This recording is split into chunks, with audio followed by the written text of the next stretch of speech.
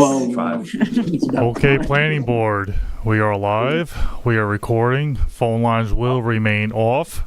Go for it. Yes. Thanks very much, Matt. Good evening and welcome to the planning board meeting of the town of East Hampton of June 5th, 2024. We have three matters on for site plan review. Two of them are, I anticipate, substantial. Another one is maybe not as much.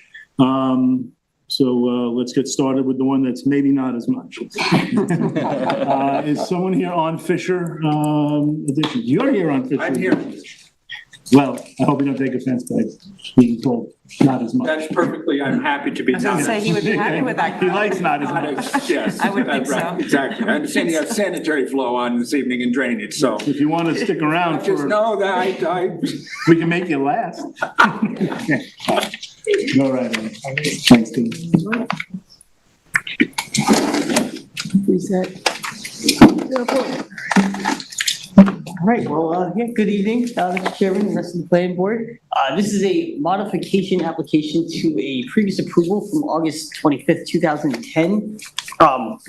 Specifically, it is a modification to the roof line and height of an existing single-family residence. It's also proposed to do some changes to design and layout of the windows on the residence, as well as a modification to increase the depth of the basement by 1 foot.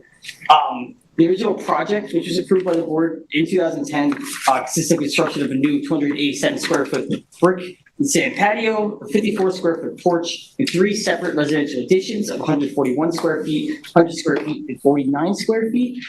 The reason this is being reviewed by the board is because this is a pre-existing non-conforming residence within the resort zone district, which would therefore require any expansion, reconstruction, enlargement of such a structure would require a site plan review under the town code. In terms of the project location itself, it's on Fleming Road in Montauk. As you said, it's zoned as within the resort zoning district, and it's adjacent to several areas of important environmental consideration.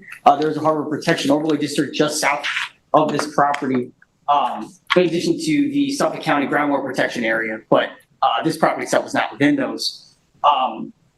Aside from the single-family residence, is also noted there's a garage, frame shed, some walkways, and a stone driveway, all on this property, but none of which appear to have a CO at the moment. And the site also contains very significant natural features, including bluffs and tidal wetlands along the western boundary line, as you can see here.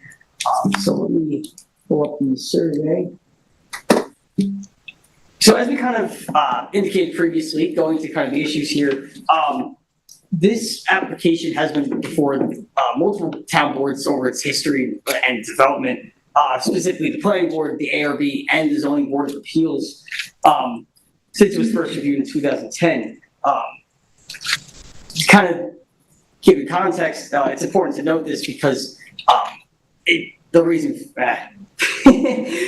important to note this because the approvals that have been there in the past kind of give it context to like why we're here today, where we're at this point. So as you said before, again, this is a pre-existing structure built before the adoption of the town zoning code, which we were able to indicate based on the town's records.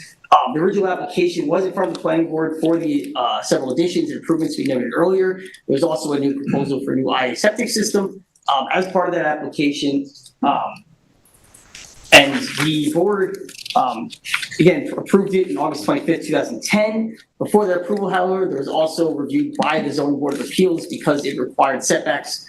It was within natural resources special permit jurisdiction, the additions that they're proposing, in addition to exceeding some lot coverage that was on the property. The zoning board did approve it just before the planning board's approval, and there was also ARB approval following this. Following years later, I believe there was also a switch in the property owners and many of these improvements were constructed. So the new owners there was a modification application filed in 2019, which is almost exactly as this one. But before, could receive planning board, it was referred to the zoning board, who indicated that it wasn't within the scope of the original project.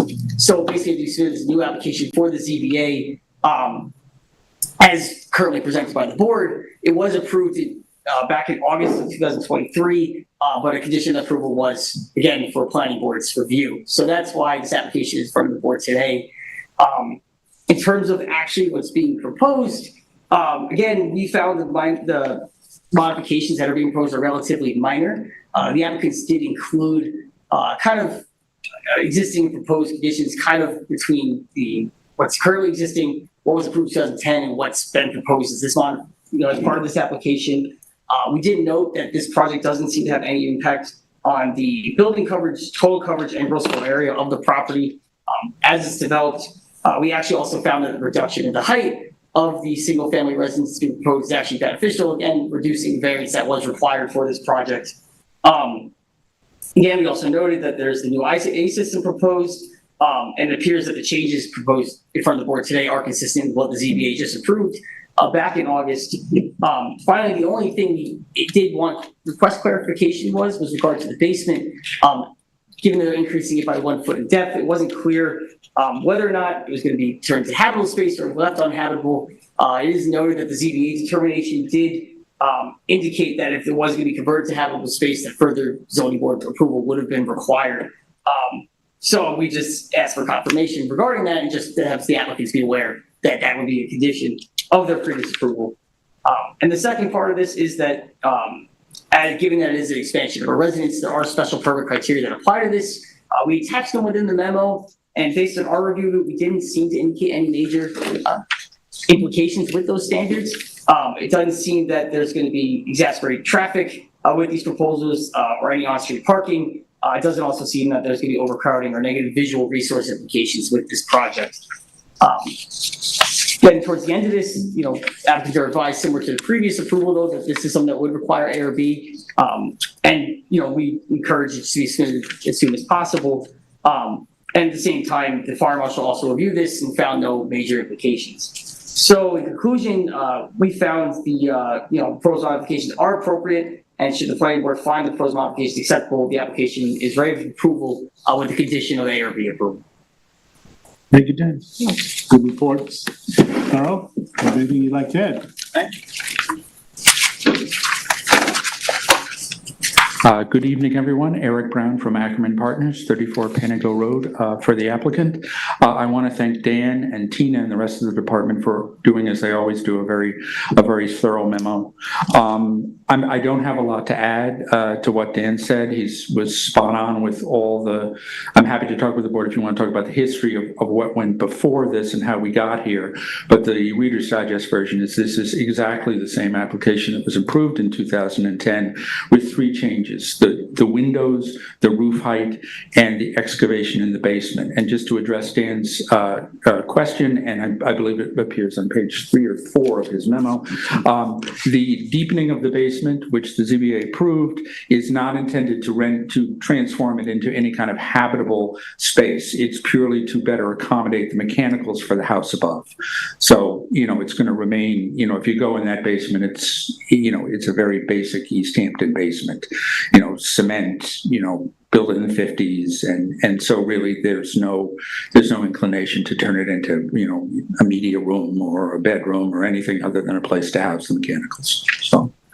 Yeah, so other than a place to what? A place to house, other than a place to house the mechanicals for the house. I'm sorry about that. How deep is the basement, Eric?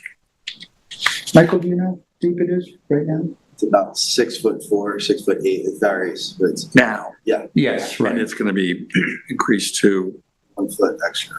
1 foot extra. So it'll be about All right. 7 and change. So how are you doing that? I have Michael Foley here with me. He is the project architect along with David Rhodes. He can explain it to UBA. They're going to do an underpinning type of procedure to hold the house up. Just so that you guys are aware, I know this was a concern for the ZBA. For the deepening, there's going to be no heavy equipment on the face of the bluff at all. Everything will be done by hand, and the renovation itself will be done from the landward side. So one of the things that a number of ZBA members asked us to do is to keep any kind of equipment off the bluff, which is the intent. We have enough room to work from the landward side of the property. Wasn't a determination?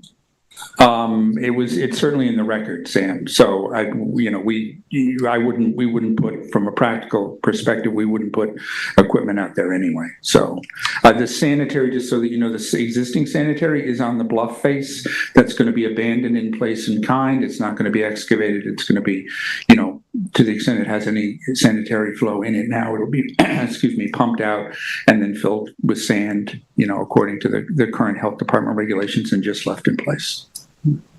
And I'll have Michael speak to BA's concern or question about how the excavation is going to be done. Do you want to do- Absolutely. Yes? Yeah, absolutely. Go right ahead. Good evening. Good evening, Michael Foley from Plot One. You want to swear him in? Yeah, no, we don't swear.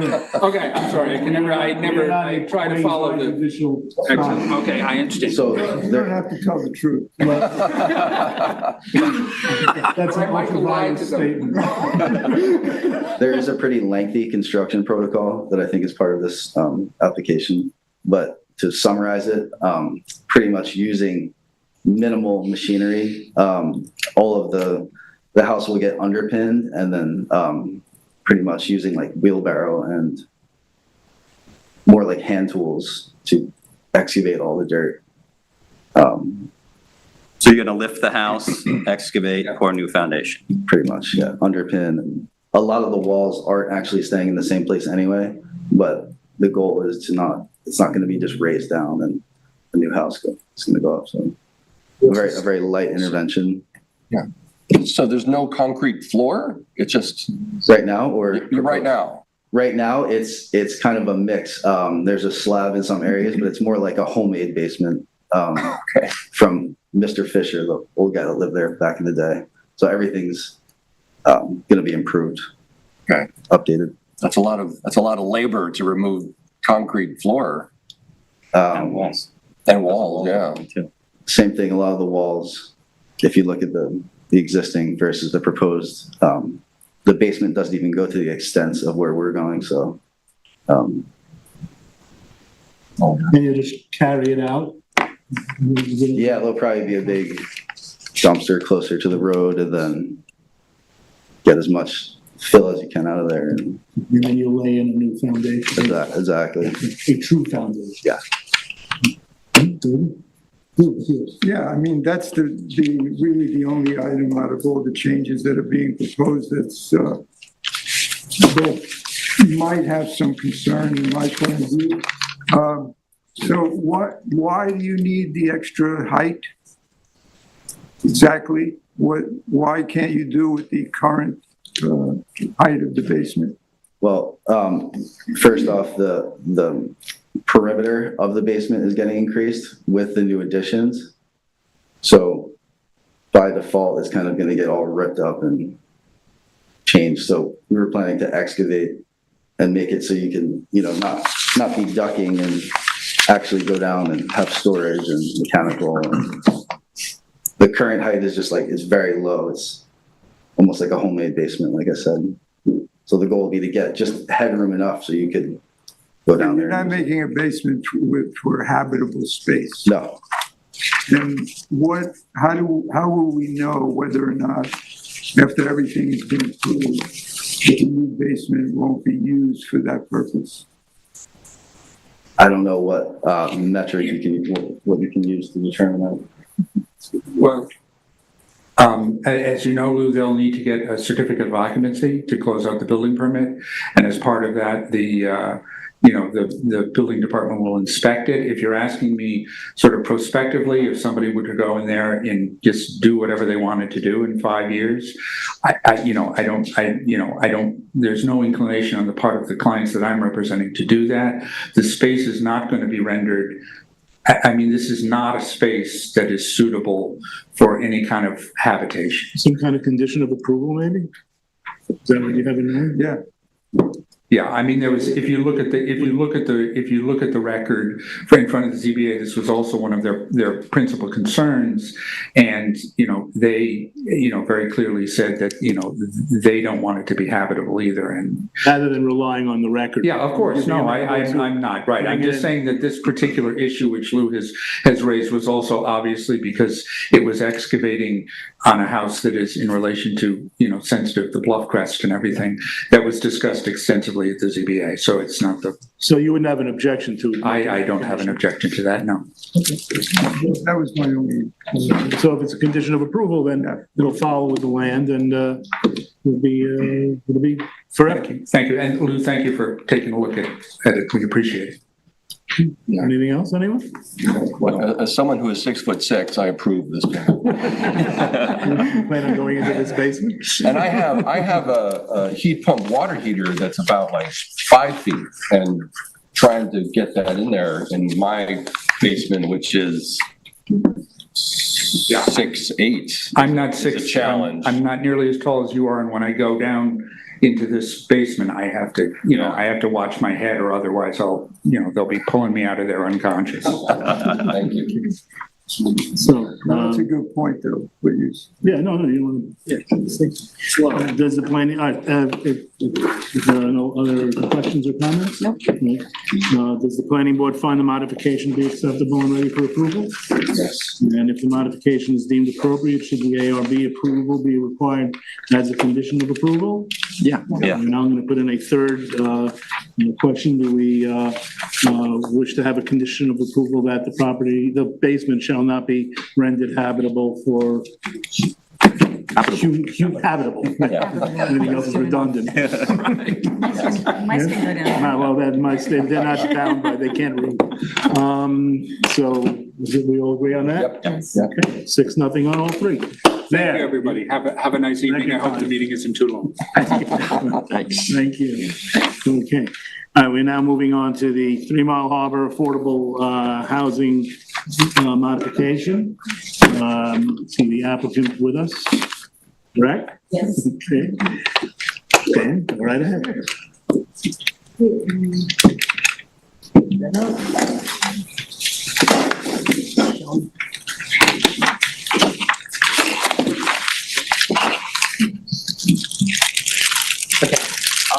So this is a modification application proposing several changes to a previously approved 50-unit affordable housing complex located on 3 Mile Harbor Road in East Hampton.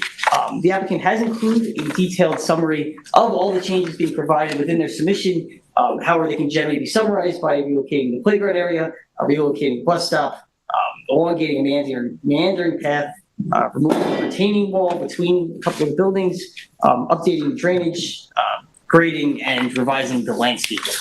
The original project, which is approved by the planning board, was consists of new infill development of 5 residential buildings, approximately 14.296 acre site. It specifically included 1 community building with 6 residential units, 2 two-story buildings with 10 residential units, and 2 additional 2-story buildings with 12 residential units. Subsequent modifications were also approved to this previously in June of 2023 and November of 2023, which we'll kind of describe a little bit throughout the memo.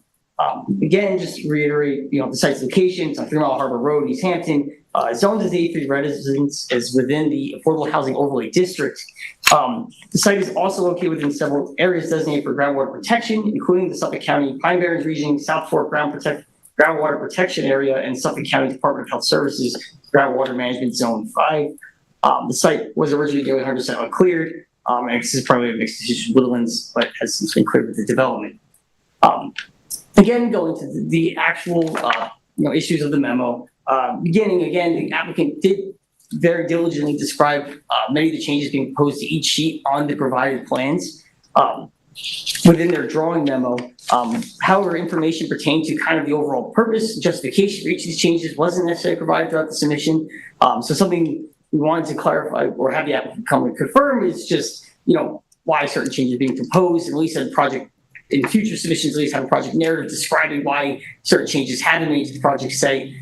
We did note during the previous review of this application that many of these changes were due to issues with on-site flooding and had been done to response to severe rain events recently experienced throughout the region. And, you know, the previous modifications did include new drainage structures, retention areas, and berms to kind of better control and attenuate stormwater runoff. And, you know, confirming whether or not this may or may not be the case with this proposed application. So we pull up the actual plans. So again, kind of reiterating on the point, just kind of began to go into, the first thing I want to bring up is has to do with the stormwater management and the topography of the site. So, as noted in the applicant's, in the provided application, there are several changes proposed to the current grading and stormwater drainage on the site.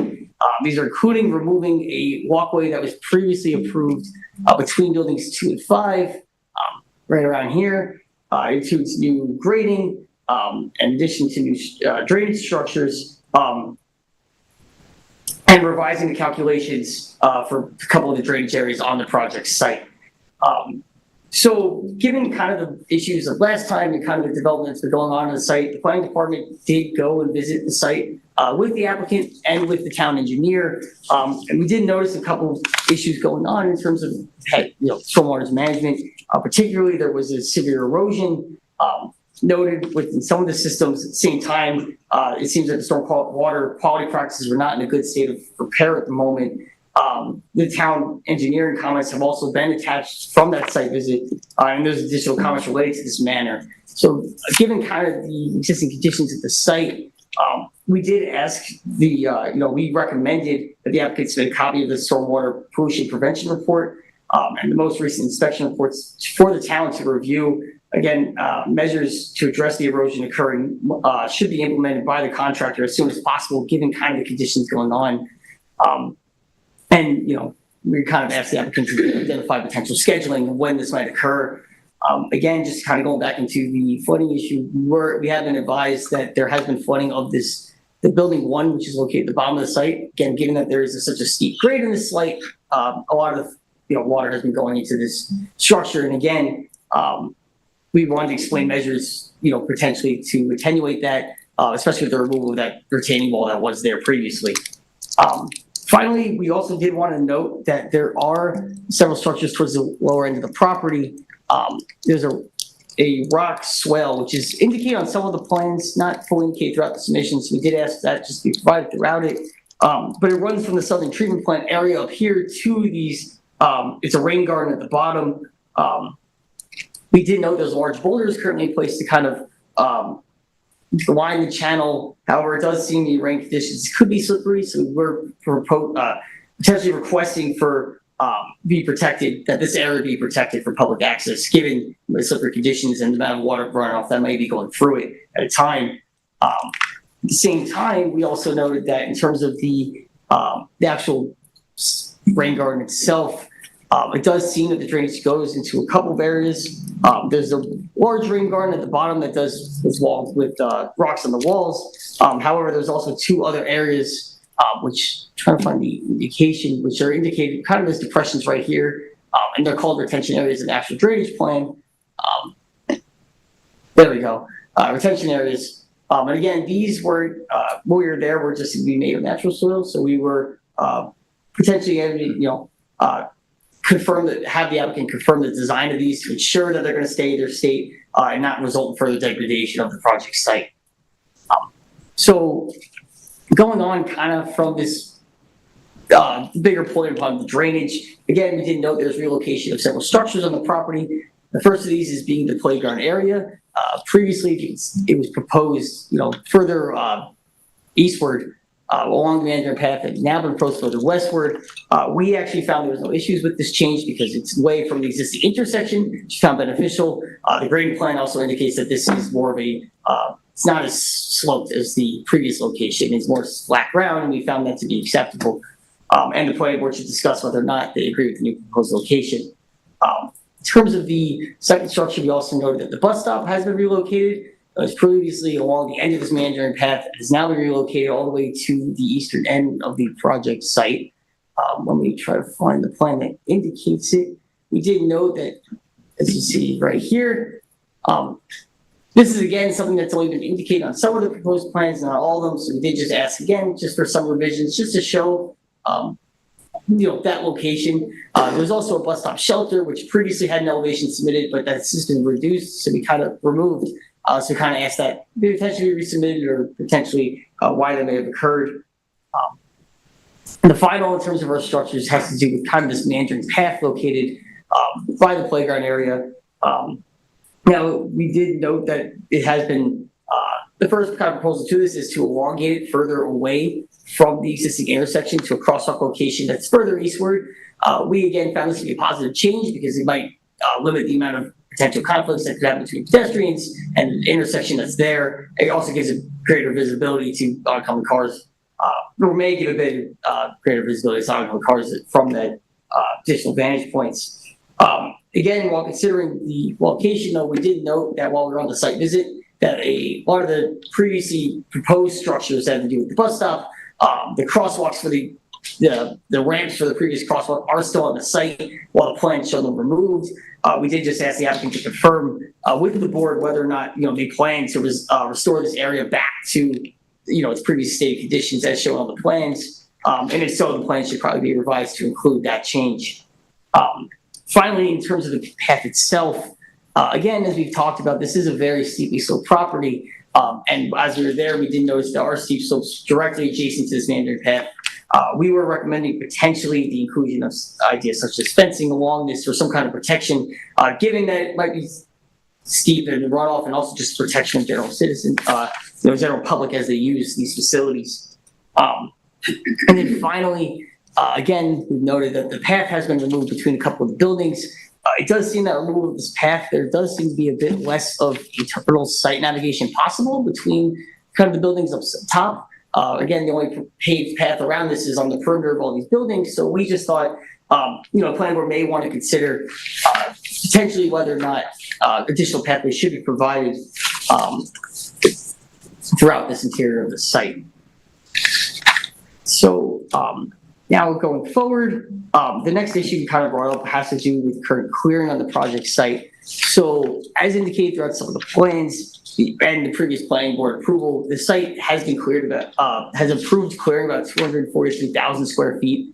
And it is proposed to increase by 2,000 square feet as part of this proposal.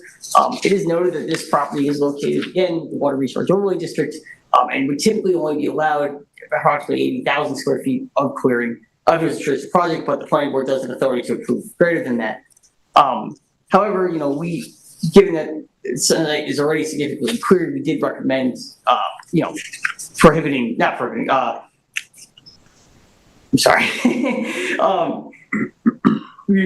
recommend, potentially limiting the potential proposed clearing that may be on the site. However, while we were reviewing this, we did also receive a survey from the Natural Resources Department showing limiting the proposed and existing and proposed clearing on the site. Currently, we did note that it does indicate that the existing clearing is at 289,000 square feet, which is substantially greater than what the planning board previously approved. And the proposed clearing is about 277,000 square feet. So given these conditions, we did want kind of the applicant to potentially explain the discrepancy in the numbers that exist here. We don't really recommend clearing in excess of the 243,000 square feet. And we potentially note that more extensive revegetation plans may be needed for the project site given the current conditions. But besides, in addition to these limits though, we also did note that a condition of the previous planning board approval was that a project limiting fence should be installed as indicated on the stormwater prevention plan. Prior to commencing further clearing, grading, construction of the fencing shall remain. Again, when we went to the most recent site visit, we didn't see, we did notice that the fencing was there, but there were several issues with the silt fencing that's been constructed. We also didn't note that there was a temporary chain link fence that was supposed to be part of the stormwater prevention plan that didn't seem to be in all areas of the site. And we're a bit inconsistent with the approval. So this is something that we've indicated the contractor probably should restore project limiting fences, silt fences, as soon as possible, given the current conditions and the drainage, et cetera, on the site. In addition to, I guess, in a similar relation to clearing, we also have, let me pull up these proposed changes to the landscaping plan. Pull this up. So the plan, has been revised to include, more, I guess, a couple changes to this, but it has been revised to primarily include more, pollinator gardens than were previously approved. You may remember there was more vegetation proposed along the northern and southern property lines as part of the original proposal. Those have been since reconfigured to include more of the pollinated gardens. Again, we have no issue with pollinated gardens, as particularly given that they were established as part of the original approval for the project site. However, we do believe the plan should consider if they accept this in lieu of the former planning regime, which had more potential screening on the northern and southern property lines. The other note we did comment we did note was that the percentage of the actual pollinator mix, it seems to be more annual species as opposed to perennial species. Again, we tend to recommend that, given that some of these species may die off and there might be weeds overtaking your potential environmental considerations that could happen with that, potentially more perennials could be proposed as part of this. Also, the seed mix should probably consist of entirely native species, which we did do an analysis and does seem to include, but we would like the applicant just to confirm. And we also are expecting, hoping that a timeline could be provided when these potential landscaping plans may be implemented. Additional notes regarding this, we did note there has been a substantial, again, reduction in the amount of screening that along the northern and southern property line, and we did, given that there are some vegetation located along these lines, we would like the applicant to confirm that it's substantial enough to, protect the surrounding neighborhood from proposed development on the project site, and et cetera, from visual vantage points. But we did note that there is one area of concern by proposed septic systems that seems to show clearing right along near the property line. So we would argue that revegetation of this bring the site into compliance with the original approved plan that was before the clearing was recommended and should be provided as part of this. So going further, then we go into the lighting of the project. So we did note that there was a revised lighting plan submitted with this application, which is further within the memo. So lighting plan, here we go. Now, there are only a couple of small changes made to this. Again, we did note that the number of boiler lights are decreased from 13 previously approved to 10 as part of this application. The number of outdoor wall sconces increased from 35 previously to 45 proposed. However, while reviewing the plans, we did note there wasn't necessarily a highlight, just kind of showing where these where these are. So although we can assume it's along the different pathways and buildings, we did kind of just ask, just for clarification, just showing where those have been, where those revisions have been changed.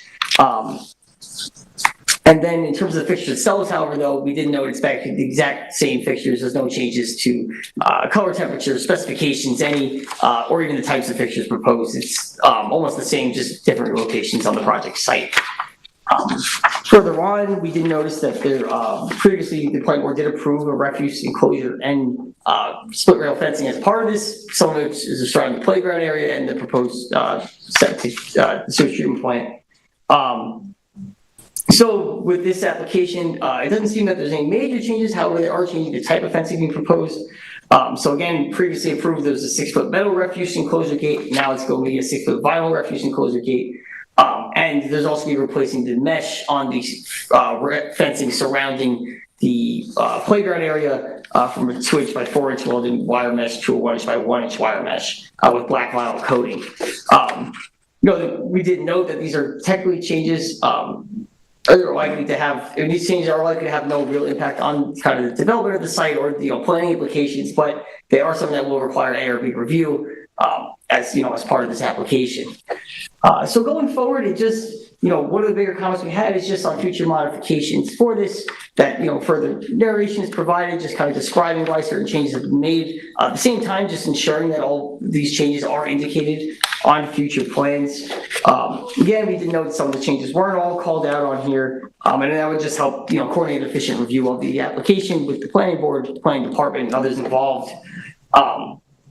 Again, we did note there's ARB approval will be required as part of this as well, and many of these changes are something that they would also require. But however, we also go on to other agencies involved, given the stormwater that was previously indicated. We did note that the Department of Environmental Conservation may be involved with this, given that there might be a substantial change to the stormwater pollution prevention plan as part of this application.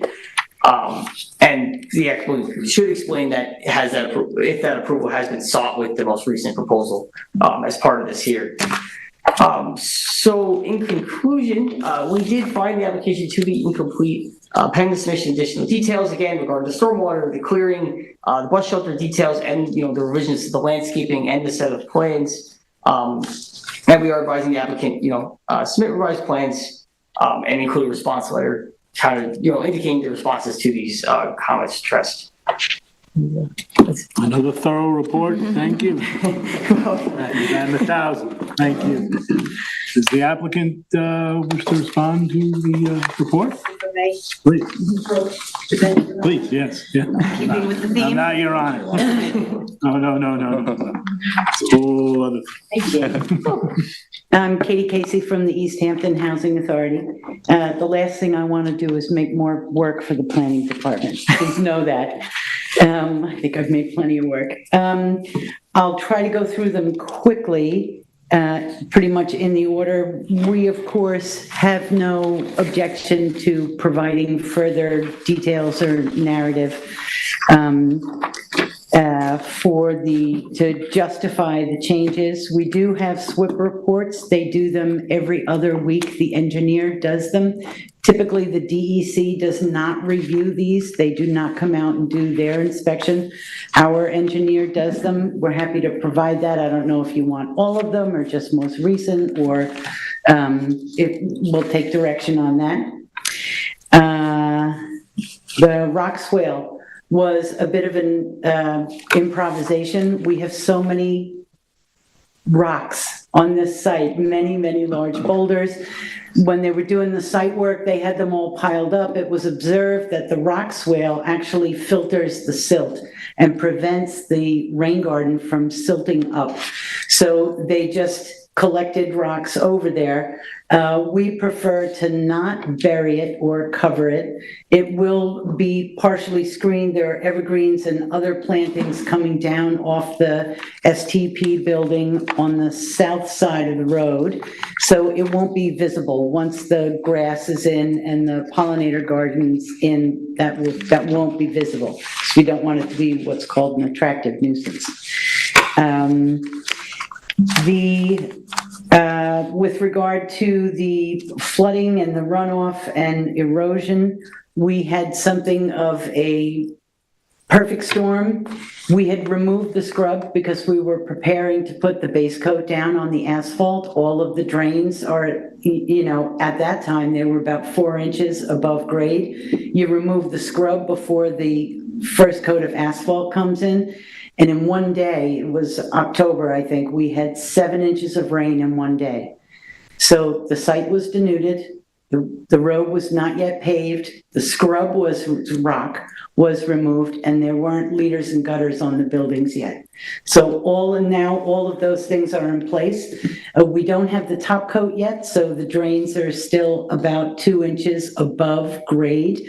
We'll happily it was recommended, I think, maybe Danny recommended that we could put hay bales on the low side of the drain, so when the water comes down, it hits something and is caught in the drain. 2 weeks ago, we had a 4-inch rain event, and the site was fine. It was the day after we put down the topsoil, and we got another deluge, that weird tornado thing with the hail and everything. The site was fine. We did not have runoff or erosion during that 4-inch rain event. Bus shelter, moving the bus shelter in the playground, the justification, as was pointed out, is it's for safety reasons. Excuse me. There's too much intersection of vehicular and pedestrian traffic right where the road splits. So the playground was moved westward and the bus stop was moved eastward. And that way we can move the crosswalk to where you have a straight line of sight all the way down to the end of building 1, 2, 3, 4. All the way, you have plenty of line of sight. Vehicles can see people crossing there.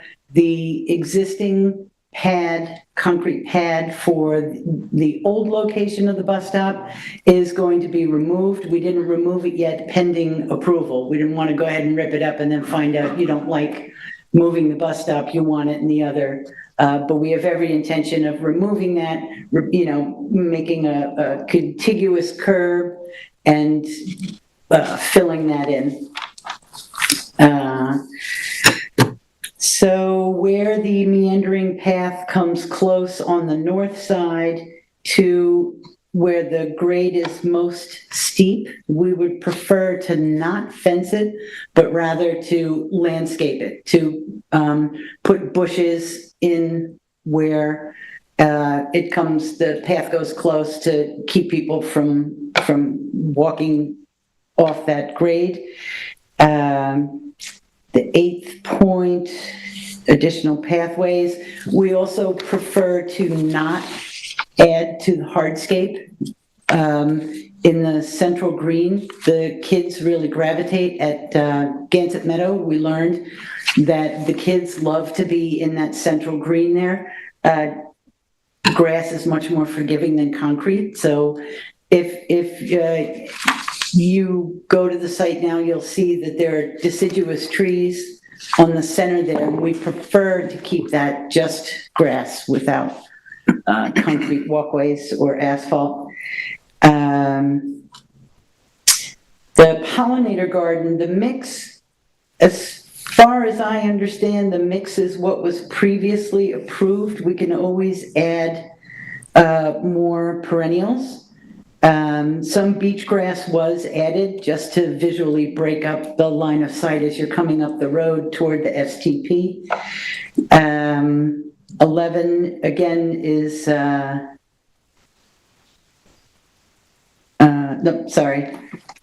the northern boundary where the buildings are relatively close to, you see building 4 and 5 there, the buildings are relatively close to the residents on Harbor View Avenue. We wanted to clump those, I'm talking about here. We wanted to clump those junipers rather than have a straight line of soldiers going the whole length. And we've identified locations where we need more density so that there's a visual and a sound block between our buildings and the neighbors. There are 3 or 4 houses that are fairly close, so we want to clump those there. And the slight change to the lighting, we thought the bollards, 13 bollards on the path was overkill. 10 is more than enough. And the added sconces, it's merely correcting an oversight on our part. A couple of the entrances, we did not show on the plan that they had a light on their porch. So we just, to make sure that every single apartment has a sconce at their entrance. So that was the reason why we had to add 10 back. We just missed a couple spots. So a couple of places where there's 2 doors side by side, they each need to have their own that they can control. So those are that's our justification, that's our rationale for the changes. Okay, thanks very much. What about the clearing? Yeah. Did you mention The clearing, if you look at the overlay, that was something that was requested by Natural Resources.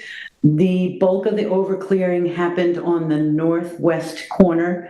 The clearing limit undulated, and when the surveyor came in and put the stakes in, the on-site, they mistakenly drew a straight line. You can see where the bulk of the overclearing is in these spots. There's a couple places where it's slightly undercleared, but that's where the overclearing occurred. In that area, it's all scrub oak. It's almost a monoculture on this site. All of the trees were roughly 40 feet in height and probably 60, 70 years old scrub oak. So at one point in the past, the site had been cleared. It's not, in any event, they were kind of sparse. The excavator went in and just took out more than we should have. What are you gonna do about that? We'll take direction from the planning board and natural resources on that. I'm assuming that you'll want us to do plantings in there. In terms of species, I mean, we could put oaks in there, if that's the choice. It's a lot. It's like nearly Almost an acre. nearly an acre, yeah, 40,000 feet. All right, let's, other questions? Not right a second. Lou, it's yours, go ahead. Might as well start with the clearing, because that's what we were talking about. That was one of my bigger issues. In my opinion, I think we should stick to the 243,000 square feet that was originally proposed, and I think you can do that. It's not something that's impossible. There are many areas where it can be revegetated that will keep you at 243. I think 240, even 245, is too high. And with regard to the Natural Resources Department figures, that's out of the question. I mean, that's ridiculous. So I think my point is that I think we can stay at 243, and I think we should. So that's my opinion on that one. The other major point is the stormwater management, and I think the way I see it, the way I understand it, is that this is a temporary situation. You described some of the reasons why. Right now, those catch basins are above grade because it hasn't been paved yet. It hasn't been revegetated yet. So once you get more plants in the ground, that should help. So I see it as a temporary situation, but nevertheless, it's still a problem that's occurring now whenever we have rain, where you've got drainage going towards, we used to have the problem of the drainage going south in the southern area. Now it's going towards 3 Mile Harbor Road. So is there anything that we could do temporarily to prevent that from happening? And if not, how long do we need to wait before that problem is resolved? Well, now that the leaders and gutters are in and all of that water is being directed where it should be. Excuse me, I'm sorry. This is LTV. Can you please come up to the podium? Thank you. I'm sorry. Thank you.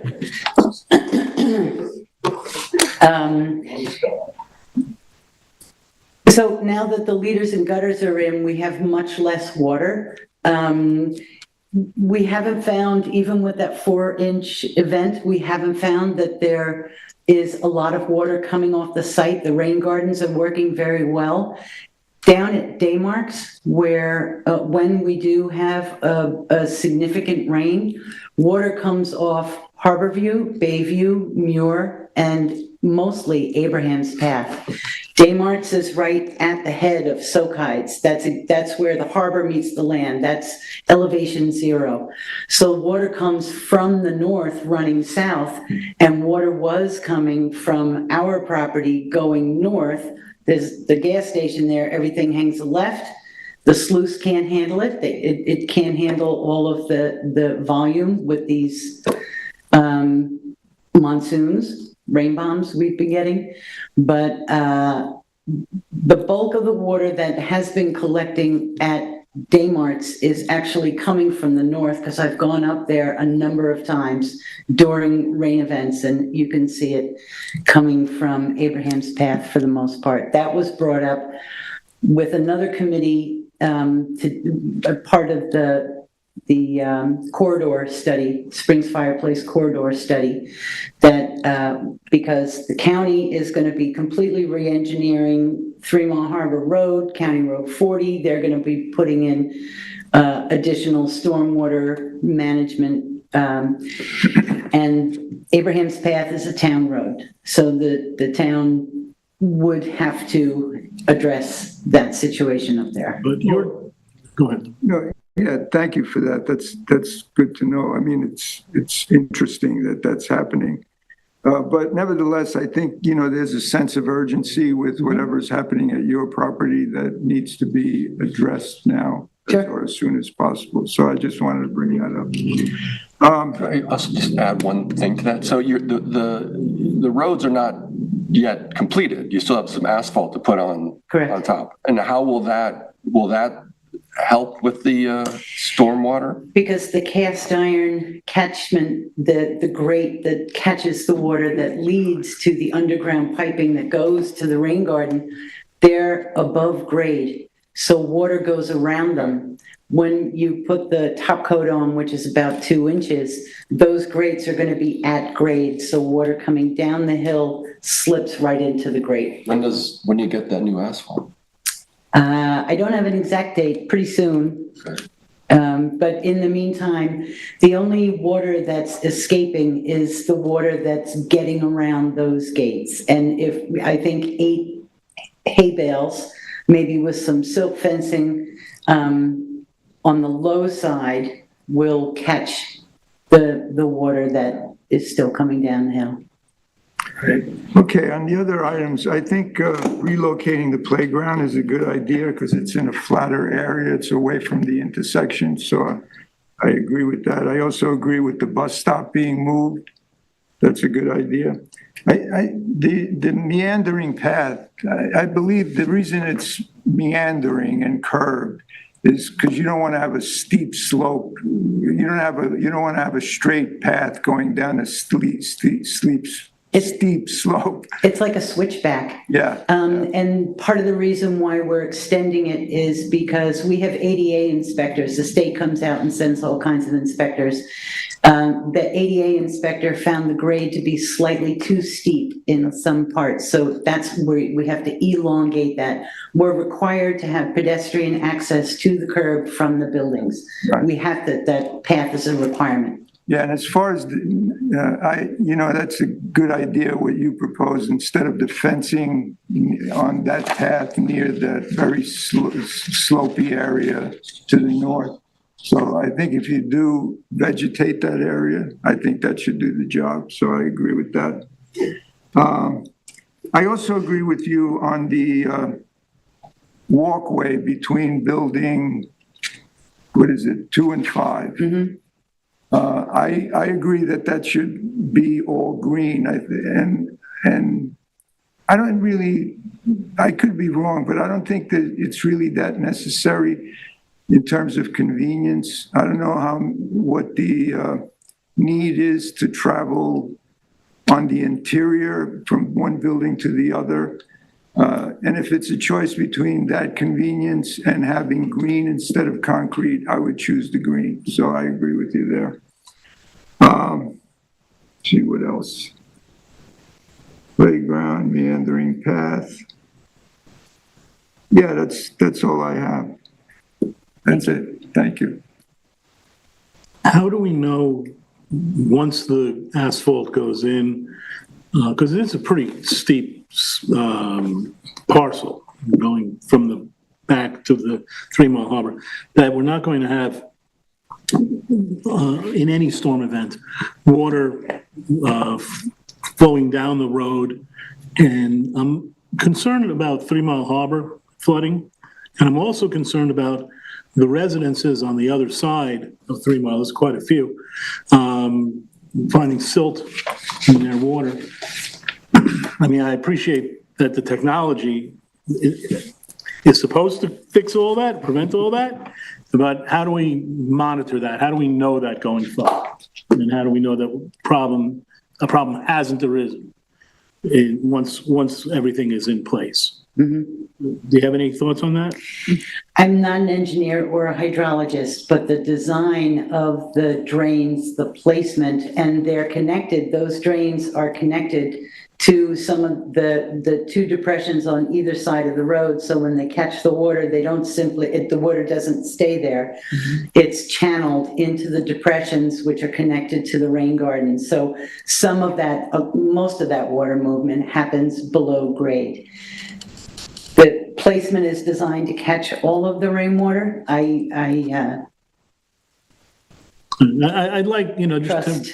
Once everything's in place, I'd like to let's do some tests or something and make sure that we are accomplished, that the goal that you set out, which is obviously the right goal, is being met. the other question I had about the bus, was the original intention that the bus was going to go all the way around the entire project? It has to anyway, because it's one-way traffic. Okay. At the STP, it branches off.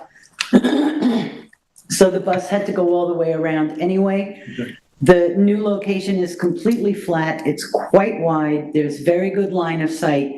And we intentionally put it on the corner rather than on that straightaway. If the bus is on the straightaway, people are going to try to pass the bus. Yeah, well, that was, When the bus stops on the corner and the back of the bus is thicker, you can't get past the bus. So we thought that was the safest. so it's a one-way road Yeah. all the way around. Yep. And it's well, I guess it's a question of who's going to have a further walk to the bus stop. The folks on the west side or the folks I don't think it's on that the far. east side, but no. Not big. Not that far. No, it's not. Not bad. It's uphill. Well, yeah, It's the stories, right? You have to walk up there. it's going home. Yeah. Okay. Yeah. Yeah, I sympathize with the rainstorms that we've been having, but actually I think it's been great because you've now been able to really test the waters there in the system. Worst case Unintended, scenarios, exactly. yeah. But there was flooding everywhere, so it'd be nice to know that those work and it goes underground instead of overground. But yeah, I think Lou, and you've hashed it all out. My questions were about clearing and the drainage. I think I've got my answers. As far as the clearing mitigation is concerned, we want to leave it to the planning department to work with the applicant to I think so. come up with a proper mix. I think Natural Resources can do a good job. Natural resources. Okay. They do a good Is that all job. right with you guys? More work for the planning department. Right, Jerry? I just wanted to add that, thank you for paying so much attention to the stormwater issue and drainage, because as you know, that area at Soakhides and, where Daymarks is notorious for really badly flooding during, any rain event, let alone the 7-inch events we've been having recently. So it sounds like this is engineered to do the thing, but as other people have pointed out, it'd be great to prove it. Every spot that floods was noticed. And then some. They were pumping water in front of Springs, what do you call it? The old Barnes Country Store. There was a guy. That's the other There was a guy with a truck. gardener. No, Yeah, there was a truck there pumping water. Yeah, terrible. I saw the aerial of Montauk up at Culloden there by Treasure Island or whatever. That's like Yeah. 15 acres. It was bad. Yeah. Well, and We're Stephen doing our has best. We're had- trying to use the science. Yeah, it's a lot Yeah, better. very thoughtful. Thank you. Thank you. It really is. Okay, anybody have any other questions, any comments? We'll go into the questions then. Does the planning board agree that the additional details should be provided regarding the overall purpose and justification for the proposed modifications? For the record, yes. For the record. Okay. Should the applicant address the town? Consulting engineer comments, submit a copy of the SWPPP to the town for review. Submit copies of recent inspection reports and implement measures to address the erosion occurring as soon as possible. And let me just add, does that mean all the SWPPP reports? Do they want, Daniel, what would you like? Yeah, I know. I mean, that's why the applicant mentioned Yes, all of them? those recent inspection reports. Yep, they said all of them. Everything. You got Okay. it. Should the applicant propose protections for the rock swale? And I think what you that's- suggested yeah, we- was good. I think your Yeah, we've heard suggestion was that. fine. Should the applicant explain measures implemented to reduce flooding potential for building one? And, I think well, I think actually, it's we been didn't done. talk about building one didn't talk about specifically. Well, I think she said that the No. meters are up and it hasn't happened, right? Right, that's really the reason. Now that the gutters and meters are up. Yeah. All right, so building one, presumably it's, if it does flood, you'll know it. Yes, we So- we don't want that either. You'll, no, I'm sure you don't. Should the applicant submit consistent plans that show the bus shelter accurately and submit bus shelter elevations for review? We'll want that. Should the applicant depict curb ramp and crosswalk removal on the provided plans? Yes, please. Does the planning board agree with the planning department that fencing should be placed along the top of the steep slopes directly adjacent to the proposed path in order to enhance public safety while using the meandering path. Well, I thought the. She's gonna do revegetation. Yeah, that's gonna I like the resolve bushes that. instead of the fence. Yes. So, Yeah. I'd rather see that, Yeah, that would. the vegetation. sorry, guys. Vegetation instead of fence. We all agree on that, right? Yes. Okay. Okay, does the planning board agree that additional pathways should be provided throughout the interior of the project site in order to support connectivity through the courtyard areas? We disagree. No, sorry, guys. That's two. Grass is fine. Yeah, we like grass. Should the applicant address the discrepancy in clearing calculations, keeping clearing to the approved 243,000 square feet, and ensure that the project limiting fence is installed as shown on the approved plans? Yes, absolutely. There you go, that's a yes all around. Does the planning board find the proposed pollinated gardens to be acceptable in lieu of the former planting regime? If so, should the applicant revise the pollinator seed mix to consist mostly of perennial species as recommended by the planning department? Yes. Is it pollinated garden or pollinator garden? Pollinator. Yes, It's okay. not pollinated. It's Yes, and it's pollinator seed mix is the, Yeah. okay, thank you, that's corrected. Should the applicant submit the requested information about landscaping and clearing, including clarification regarding proposed clearing and confirmation the existing vegetation is sufficient to provide adequate screening from proposed development? That was the clumping that she was talking about. That's right, Yeah. and we agree with that. And I guess as a subset of that, that we'll also add that the applicant should work with the planning department to come up with revegetation for the excess that was cleared. Okay, we could add that to our list of things to do. Should the, I think it's finally, should the applicant submit requested information on site lighting as indicated by the planning department? Yes. And so there you are. Okay. Keep on going. Big project. That's a great project. Yes, every time I drive down 3 Mile Harbor, I kind of look and, boy, they're moving along quickly, so, nice. Looks good. Looks good. I drove by the other day for the first time after dark, and it looks pretty with the lights, not too much, just enough. The color is right on the, And once it's revegetated, it's gonna look even. And it'll look even better in the rain. but not too much rain. No. Thank you very much. Thank you. Okay. All right, and the last matter that we have on for site plan review is Montauk Shores condo sewage treatment plant, site plan application. I presume that all you folks are here for that. Okay. Well, the Searchers is on at 10 o'clock on TCM in case anybody's interested. I may be the only one. Okay. Go right ahead. Get that up.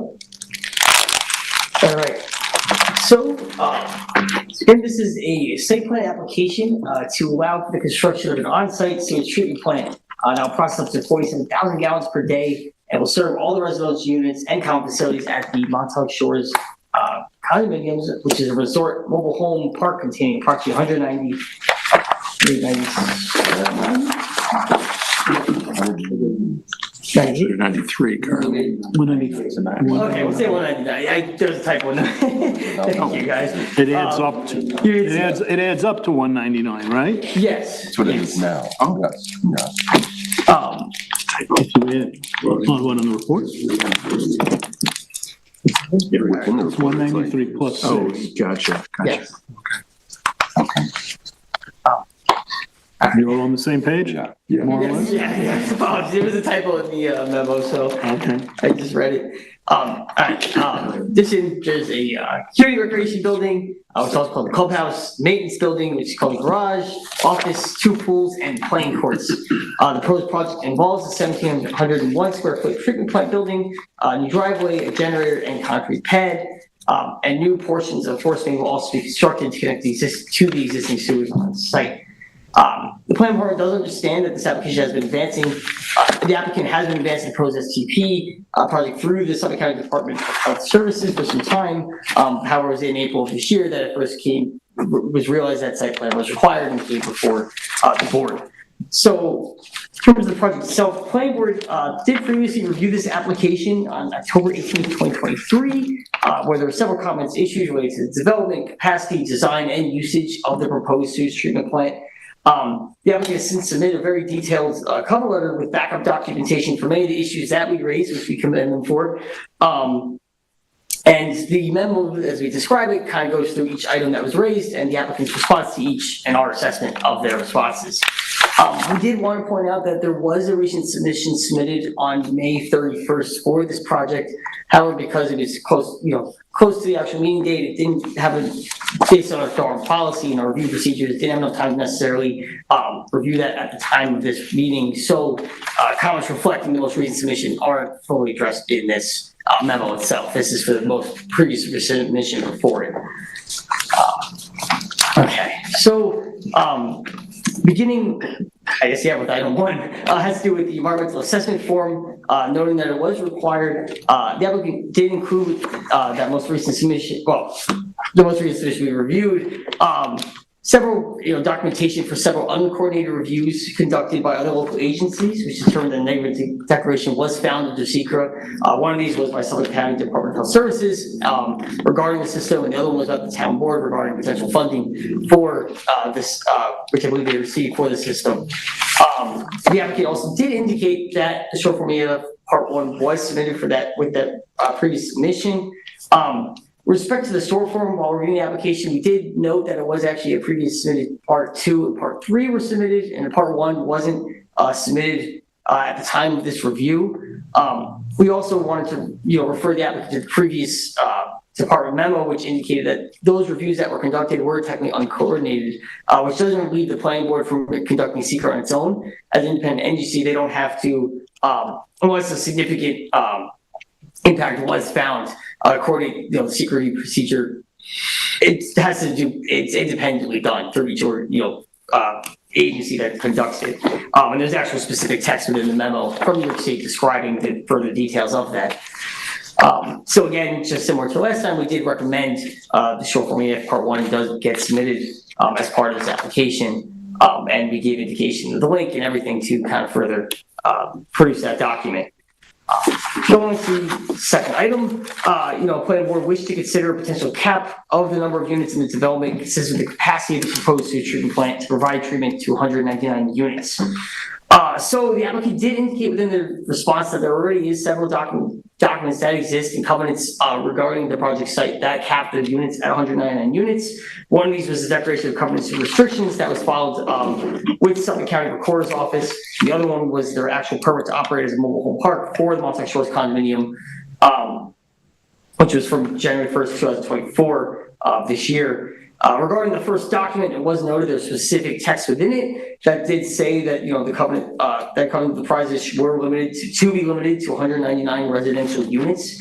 And regarding the other permit, the permit to operate a mobile home park, there's also indication that it was approximately 190 units were on the site, and also further prohibited further subdivision of the property itself. Given that these restrictions are in place, we did recommend that it's unlikely warranted that an additional requirement may be required by the planning board to cap it at 199 units. However, we were recommending that potentially considering that if the applicant were ever attempt to revise the covenant additional 4 additional units beyond the 199, that site plan approval to allow a thorough review would be required. There is also potential for unit size. Our expansions are contemplated, potentially contemplated as part of this STP, which are further discussed later on in the memo. However, it just gives further addition to this comment that the planning board may want to consider. All right, continuing forward, third item, had to do with several considerations in the site layout, the proximity of the STP to existing recreational structures, general location, and fencing location, in addition to the actual character and design of the buildings. So beginning with the location of the sewage treatment plant, proximity to recreational structures, the applicant did give documentation regarding the actual considerations that went into the placement of the sewage treatment plant, which are further defined in the memo that have to do with basically engineering, environmental considerations, and further engineering review that was taking place on the county level.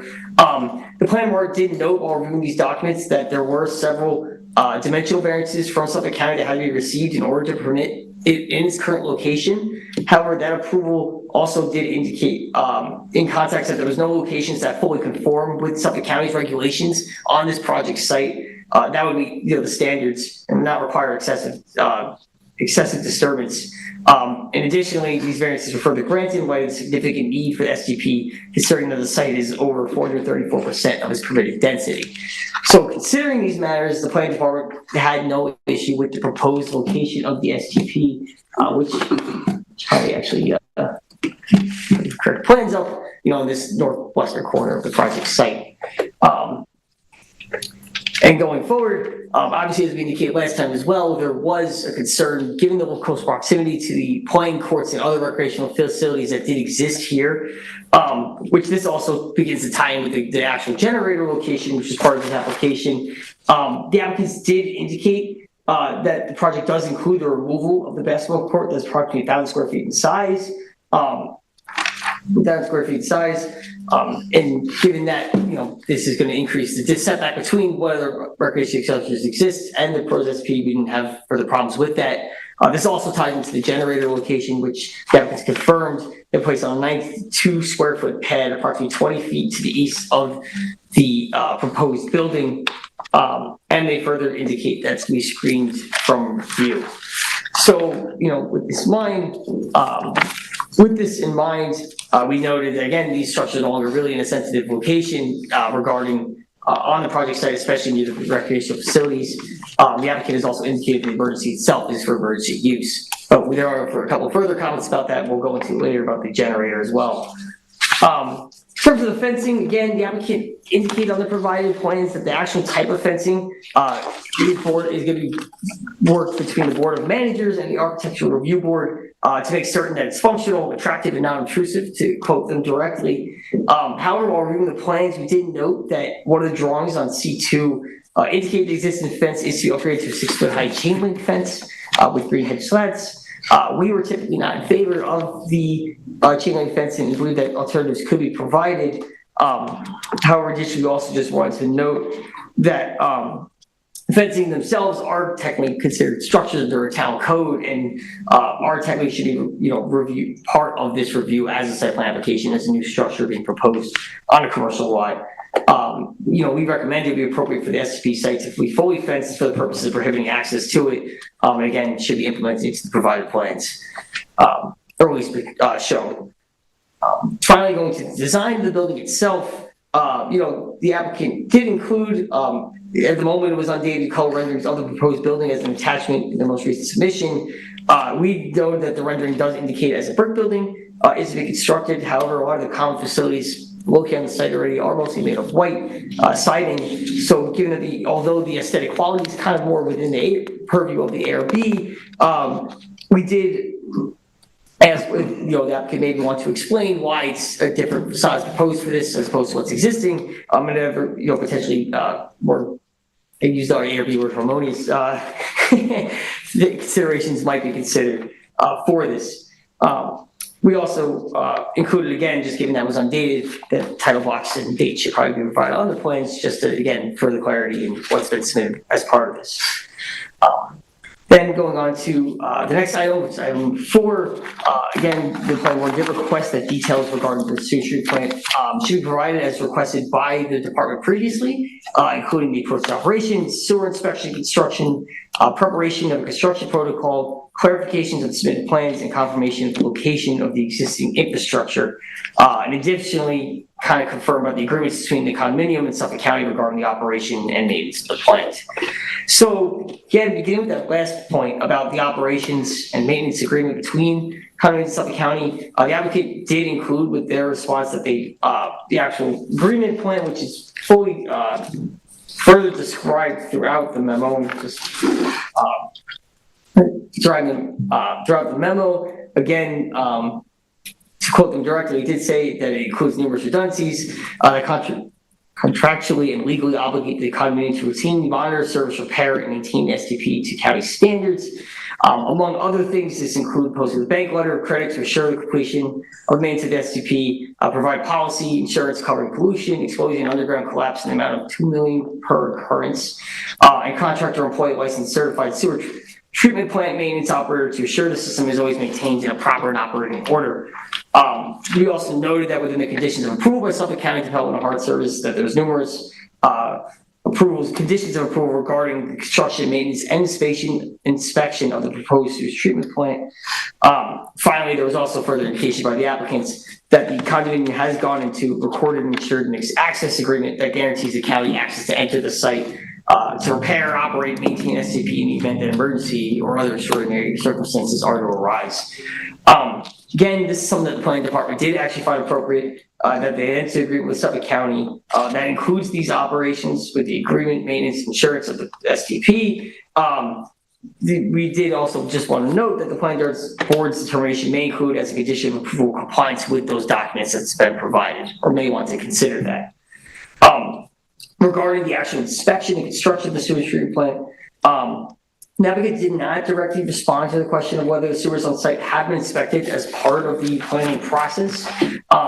There was an excerpt provided, though, from Suffolk County Board of Review, which granted several variances to the proposed treatment and had some relevant information regarding the existing system of the site. Also saying, based upon their review, I guess the department standards, it seemed that the existing system was undersized. However, they found it to be, they said an engineer has certified that the system was operating without problems, in quotes. The excerpt indicated, as we said, the engineer has certified the existing system is operating without problems. However, the applicant should explain the inspection process that kind of went into that, and potentially, in order to, clarify what's there and to the board's review. In terms of the construction protocol comment, the applicant did provide a construction phasing plan on sheet C3 of their provided plans, which I can pull up here, showing the specific details of how discrete activities during each phase of construction that was readable. This wasn't available during the previous review. A resolution has also been provided within their later attachments that indicates that a temporary pumping system will be in place for the 19 anticipated year-long residents that were previously brought up to be present during the anticipated construction timeframe. This is something that Suffolk County will have weekly inspections on as needed. This is that will also, routine inspection of this will also occur throughout this process. However, as we did indicate during our previous planning department memo, we did request that a thorough construction protocol be submitted that addresses the practices during construction, timelines, environmental protections, among other considerations for the proposed system. The construction phase plan does not really include indication of some of those features, in addition to things such as project limited defense or other environmental protections that may be required. So we did ask, again, the applicant submit a construction protocol narrative and additional plans that address these points, which are also further defined throughout the memo. Finally, we do get to the confirmation of the location of the existing infrastructure. The applicant did indicate the locations of existing sewers and force mains within throughout the provided plans. However, as previously indicated, in the action with similar to the construction protocol, information pertaining to the actual condition of these plans and how that was assessed has been provided, and that's something that we want to again ask for confirmation of going forward. Or be submitted to the board. So item 5 was the planning board agrees the applicant previously agreed the applicant should provide details regarding the existing stormwater infrastructure and discharges equipment placed on the site, and provide stormwater drainage plans for the proposed building and structures. And in addition, the approved stormwater structures were requested as part of this. We did note that the applicant throughout their submission has provided several years worth of history regarding the pre-existing legal nature of the existing stormwater management system, which are further outlined, described throughout the memo. They did have a conclusion saying that they did receive a complete discharge in justice court regarding the erosion control structure, including the drainage pipes located at the bluff. And justice court case was final and never appealed and serves as precedent, and is beyond dispute that the drainage pipes are lawfully pre-existing and are an integral part of the approved stormwater management plan, which was on page 69 of their cover letter. However, so after the planning department reviewed this documentation, we did have several comments and a couple questions to ask regarding these systems. The first in this was noting that the system referenced the New York State Department of Environmental Conservation order of consent appears to have been filed with the town and accepted. However, we did want to confirm whether or not it was constructed. The actual plan within that was constructed, but the specific text here does say as part of that order of consent, stormwater management plan shall be filed with the town of East Hampton so that an overall priority for funding implementation can be established. And again, we're just asking to confirm if it was it appears to be submitted, but just confirm if it's been constructed or what's present on the site. Additionally, on top of this, we also did ask them to provide copies of the species permit authorizing discharge from the drainage pipe in the bluff. This does not appear to be provided with the most recent submission. We did ask this to be provided. The bluff, again, we did, in addition to this, we did note the bluff restoration permit reference by the applicant as confirmation these structures are legally existing does not contain obvious reference to the structures in question. And typically, point source discharges are required of specific permits authorizing discharge from them. So again, that's just something that we wanted to ask to be submitted and clarified as part of this. Going forward, again, we did note that the overall site plan contained indication of both the existing and proposed sanitary sewers, enforcement infrastructure on the plan. However, regarding this, we did ask, again, confirmation of the existing condition of the system, how it has been verified in order to ensure that it's a state of repair suitable for the reuse and is not susceptible to either groundwater and stormwater infiltration. The condition of the system, again, was referenced, but no additional information has been provided at this time. We also noted that little information has been provided regarding the location of the stormwater drainage infrastructure. And we did ask the applicant to explain if this is existing. It should also confirm the condition stormwater has been verified, again, to ensure it is intact and the proper sanitary connections are intact and used at the site currently. Again, this is also a requirement within necessary elements of the site plan, so we wanted to make sure that would be submitted. Finally, we did note the town consultant engineer had issued comments on the site plan submission that were attached as part of the previous memo. Those comments generally don't really seem to have been addressed with the submission. For example, something such as grading or drainage providing for the new building doesn't seem to have been provided with the most recent submission, despite being development of driveways, roadways, new structures in that area. The original comments were again provided for the board's and the applicant's review, and we just want to make them aware that additional comments may be forthcoming from the town engineer going forward for future submissions. Item 6, I guess going forward from there, has to do with just to make sure the applicant coordinates with the Montauk Fire Department. As part of this, the applicant did indicate within their response that they plan to attend most recently submitted plans to the fire department. Again, we were requesting that be submitted as soon as possible in order just to facilitate an efficient review of this. And once those comments are received, we did advise the applicant that they should probably explain how each of the comments are being addressed within the next submission of this project. Importantly, though, on top of this, we did note that we did receive comments from the fire marshal, which were attached to this report regarding this submission. And the fire marshal did note that fire access to the road wasn't compliant with state code, along with other comments on the gate to the property and the entranceway. So we wanted to make sure the applicant just address these issues throughout their next submission. And then, so going forward to item 7, again, we asked the applicant to provide information on the proposed odor control system. The applicant has indicated within a response letter that a new odor control system has been proposed as part of this, and it's included within the plans. We did know that these would have been already approved by Suffolk County Department of Health Services, their Division of Sanitation, and therefore appear to be sufficient for the project site according to Suffolk County standards. However, while we were reviewing this, the only thing we wanted to associated with it, the applicant has given a couple of details regarding the location, fuel type, and noise output proposed generator location. Again, this includes a plan to install an emergency propane fuel. Obviously, the plan initially to install an emergency fuel backup generator that they've indicated will be a leading name brand and manufacturer designed to operate without excessive noise. They've also indicated that it's probably located at a substantial distance from all other residences.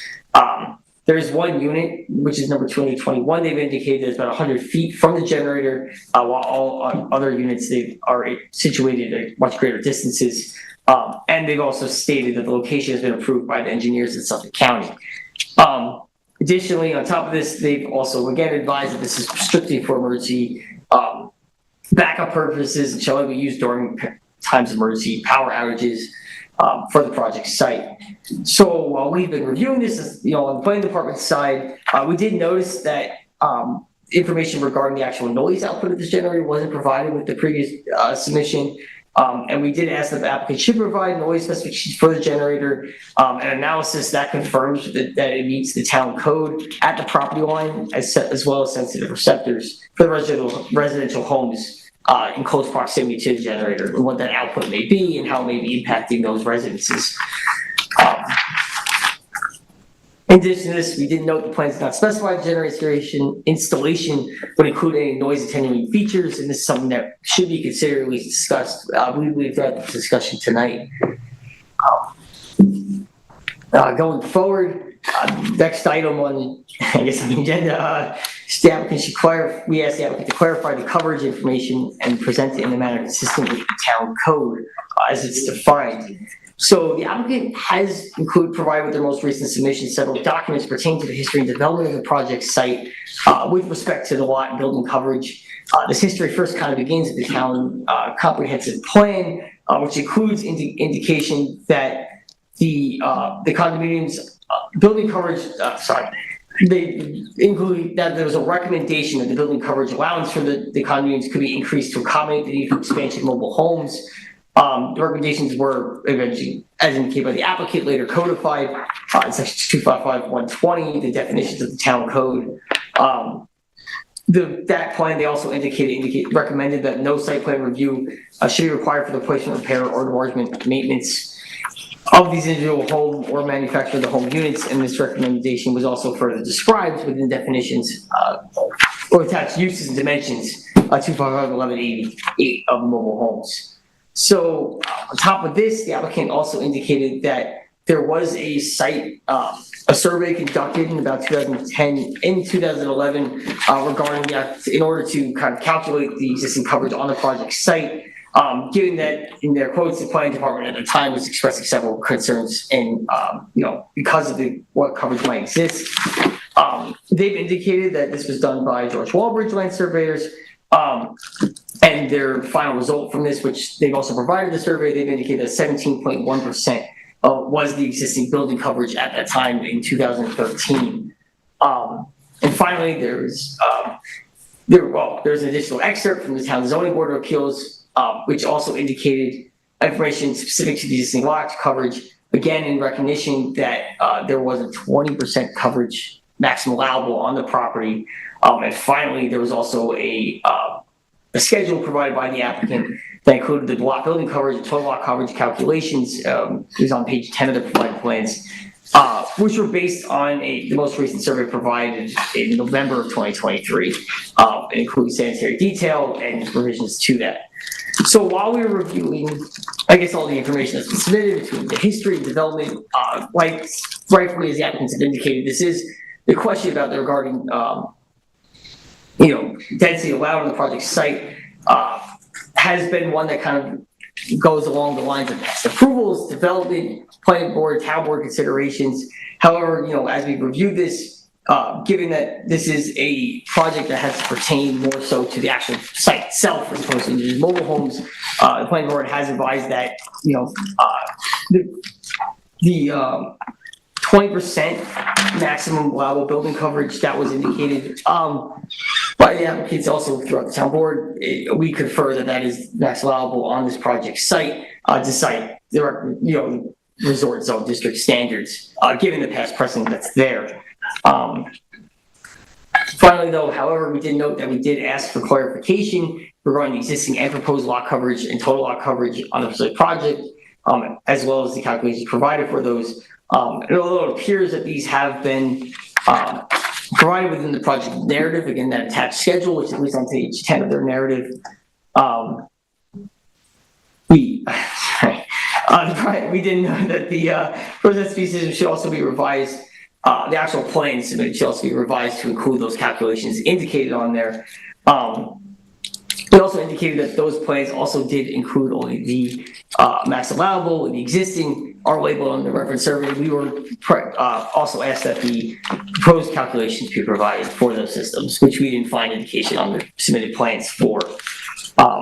And again, further clarification, we also want to ensure that all proposed structures are included in these calculations, which we'll discuss a little bit further. This has to do more so with the units and the potential expansion of them, but confirming that, everything is included within those proposed coverages that may be contemplated as part of this project.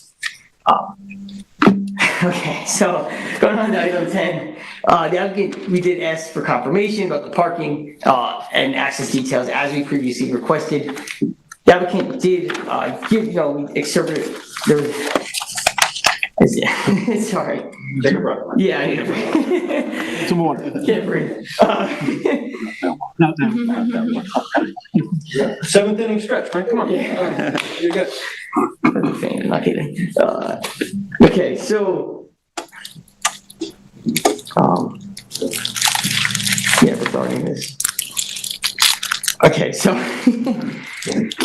the applicant did indicate, within their plans, right, there's been a 1,310 square foot, proposed access for maintenance and emergency vehicles only. They also said that no additional parking is proposed. And the entire sanitary system area, including the driveway, will be fenced and gated and marked as inaccessible to residents.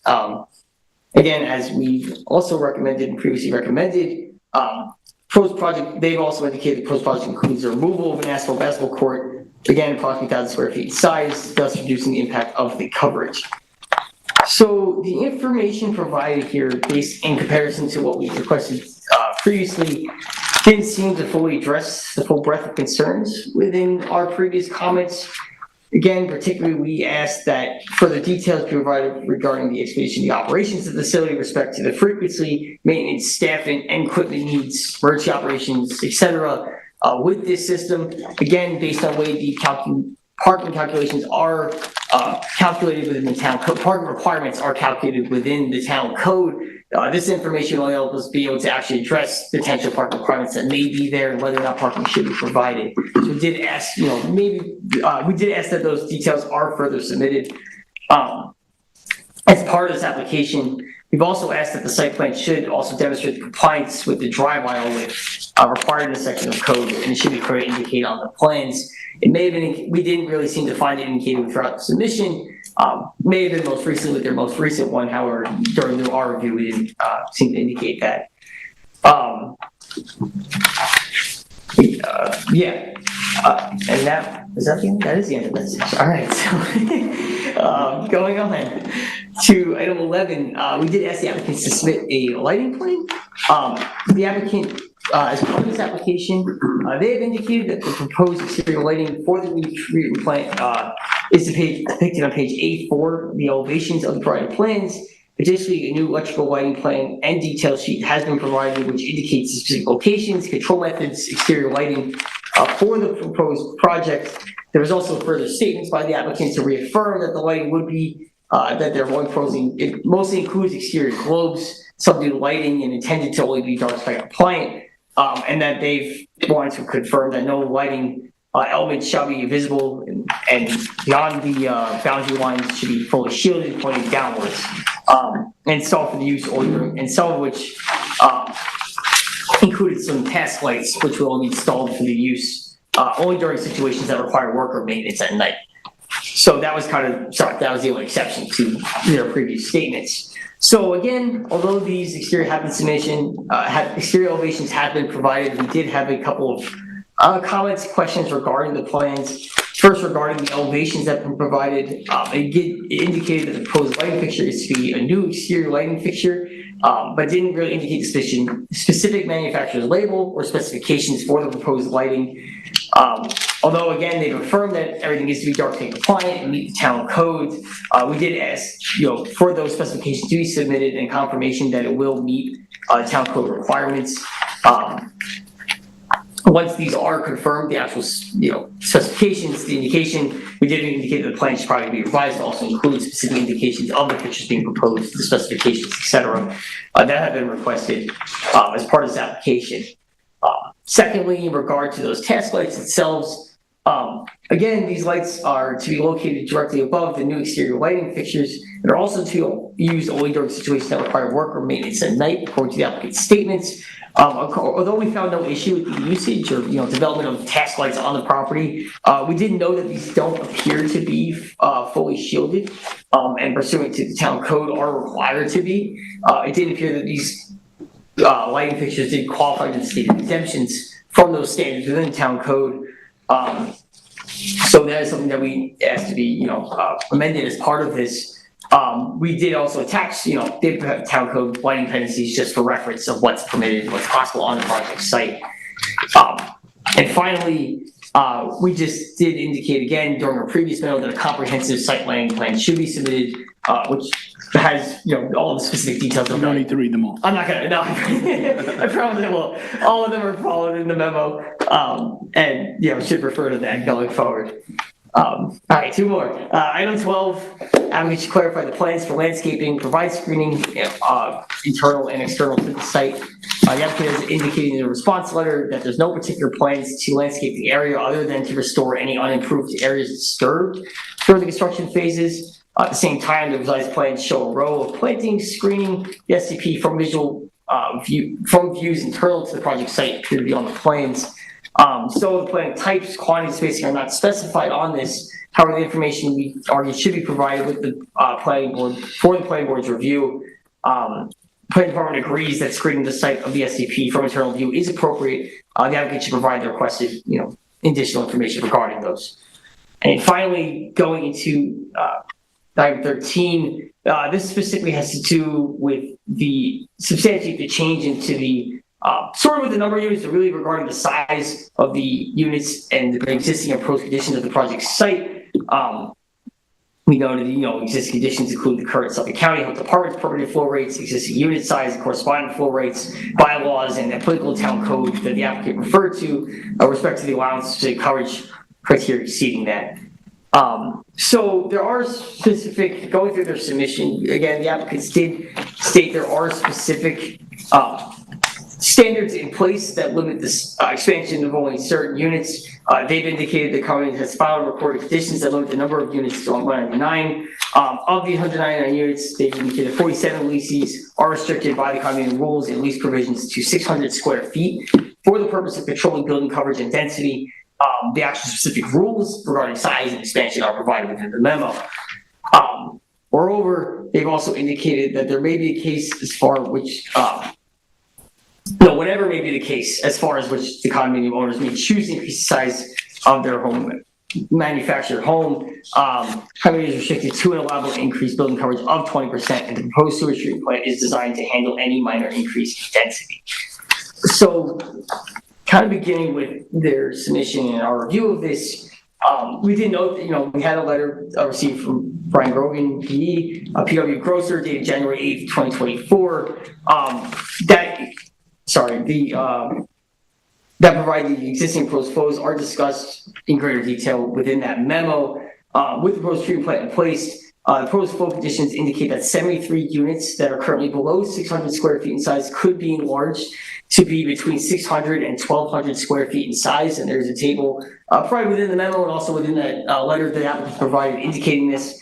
We did ask the applicant to confirm that this is the currently contemplated approach, and the planning board should consider if they are accepting of the proposed conditions of those potential increase in unit sizes. Further notes that the analysis submitted by the engineers indicate that even with the expanded units in place, the nitrogen discharge from the development with the SCP in place will be reduced as compared to the present condition based on the anticipated nitrogen discharge on the project site. So, while reviewing this, the planning department did questions on this matter were intended to enable a clear understanding with respect to whether the construction of the SCP would result in future increased development density on site. The board review decision from 2021 included as part of the applicant's package indicated the SCP was proposed in order to allow unit owners to remodel their units and increase unit area. And we also know the decision also included the existing flow rate as 42,700 gallons per day. Proposed, the existing was 42,700 and proposed is 47,000. Again, this is also confirmed in that memo that's been provided by the engineers. which is about, given that the current density reported is 77%.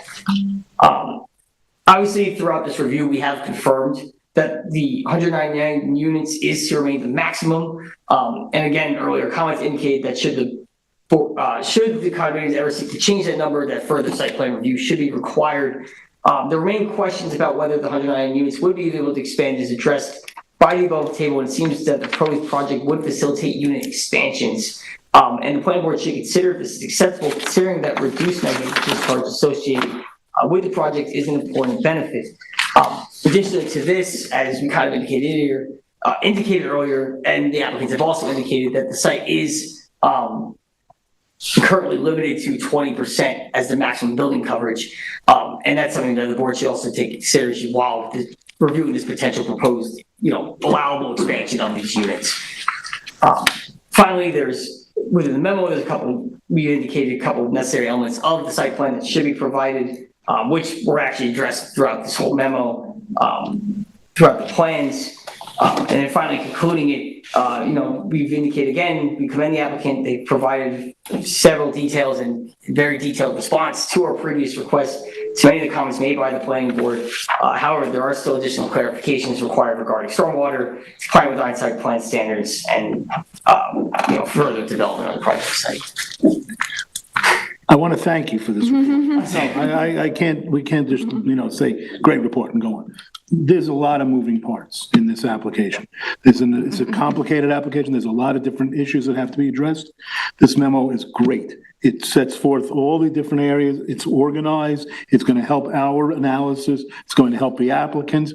I understand the applicants delivered more documentation, so there'll probably be volume 2 at some point, not too long from now. But thank you. Thank you for putting this together. Thank you for organizing it the way you did. It's a great report. Great. Now, all right, your turn. Okay, thank you. You have 2 minutes. Yeah. Do you want me to do any too? Okay, so Brian Grogan with PW Grosser Consulting. I am the engineer for this treatment plant project. I'd like to start off and say that this is a very unique project, as you're all aware. This is the first time I, in my 17-year career, nor has the county ever seen someone retrofit a treatment plant into an existing development. We're all familiar with treatment plants on brand new developments. They're required, you have to do them, so there's environmental benefit, but this is the first time we've ever done this for an existing development. So keep that in mind. This is right in line with everybody's plans for nitrogen reduction. Hence why we got things like variances approved, because again, there was nowhere else to put this. The only way for me to put it in a code conforming location would have been to tell about 40 homeowners that needed to pick up their unit, move it to a different spot, and I could have stuck it in there. That was never going to happen, so we worked on that. So kind of going through Dan's memo, I'll try to summarize real quick as to where we are. We did go yes, no, yes, no. Yes, no, yeah, exactly. Yeah. So EAF, we did submit the short form. We did submit the updated one. There was uncoordinated review done by the health department. We submitted that short form. We gave a copy of that to the town. Town wanted a different form, gave it to them. We'll have that review, I'm sure, shortly with Jeremy and Dan there. The units, as we discussed, it's 199. That's what it is. It's limited by a health department covenant. We can't change that without getting the health department to change the covenant, which in all honesty, they're not going to do unless we come to them with some really extenuating circumstances. And again, this plant is designed to accommodate some additional flow from expansion of units, but not additional numbers of units. Let me ask you one question about that. When you talk about additional expansion of units, are you talking about going from like single wide to double wides, or this is where it gets a little, I'll say a little confusing, and I apologize if I dive into the weeds on this a little bit. The prior health department approvals on this particular facility did not include, and no one knows where the flow number came from, did not include a link between square footage of units to a flow like they do now. We actually went back and foiled all of the old historic health department records. So if anybody wants them, or health department approvals, not even just approvals, but their standards going back as to how we got to the flow we got to. They approved it under I think it was 150 gallons or 175 gallons per unit, regardless of the size of the unit. they've now changed their code. So now their housing units are 0 to 600, 6 to 1200, 1200 plus are all 3 different flow categories. That's what they're making us apply to now.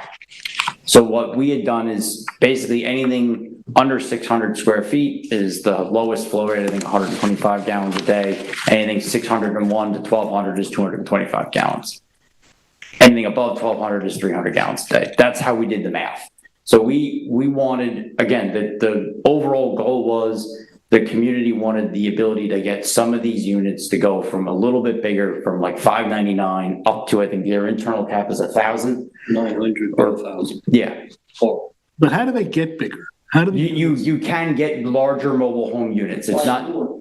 Pardon me? Buy a new one. Yeah, the newer ones are slightly larger. So in essence, it's. So you don't add on to it, you take. Yeah, well, that's why I'm asking single, whatever word, single wide and double wide. Yeah. You're not talking about going from single wides to double wides. You're talking about basically going from a single wide of a certain size to single wide of a larger size. Correct. Am I, that's accurate?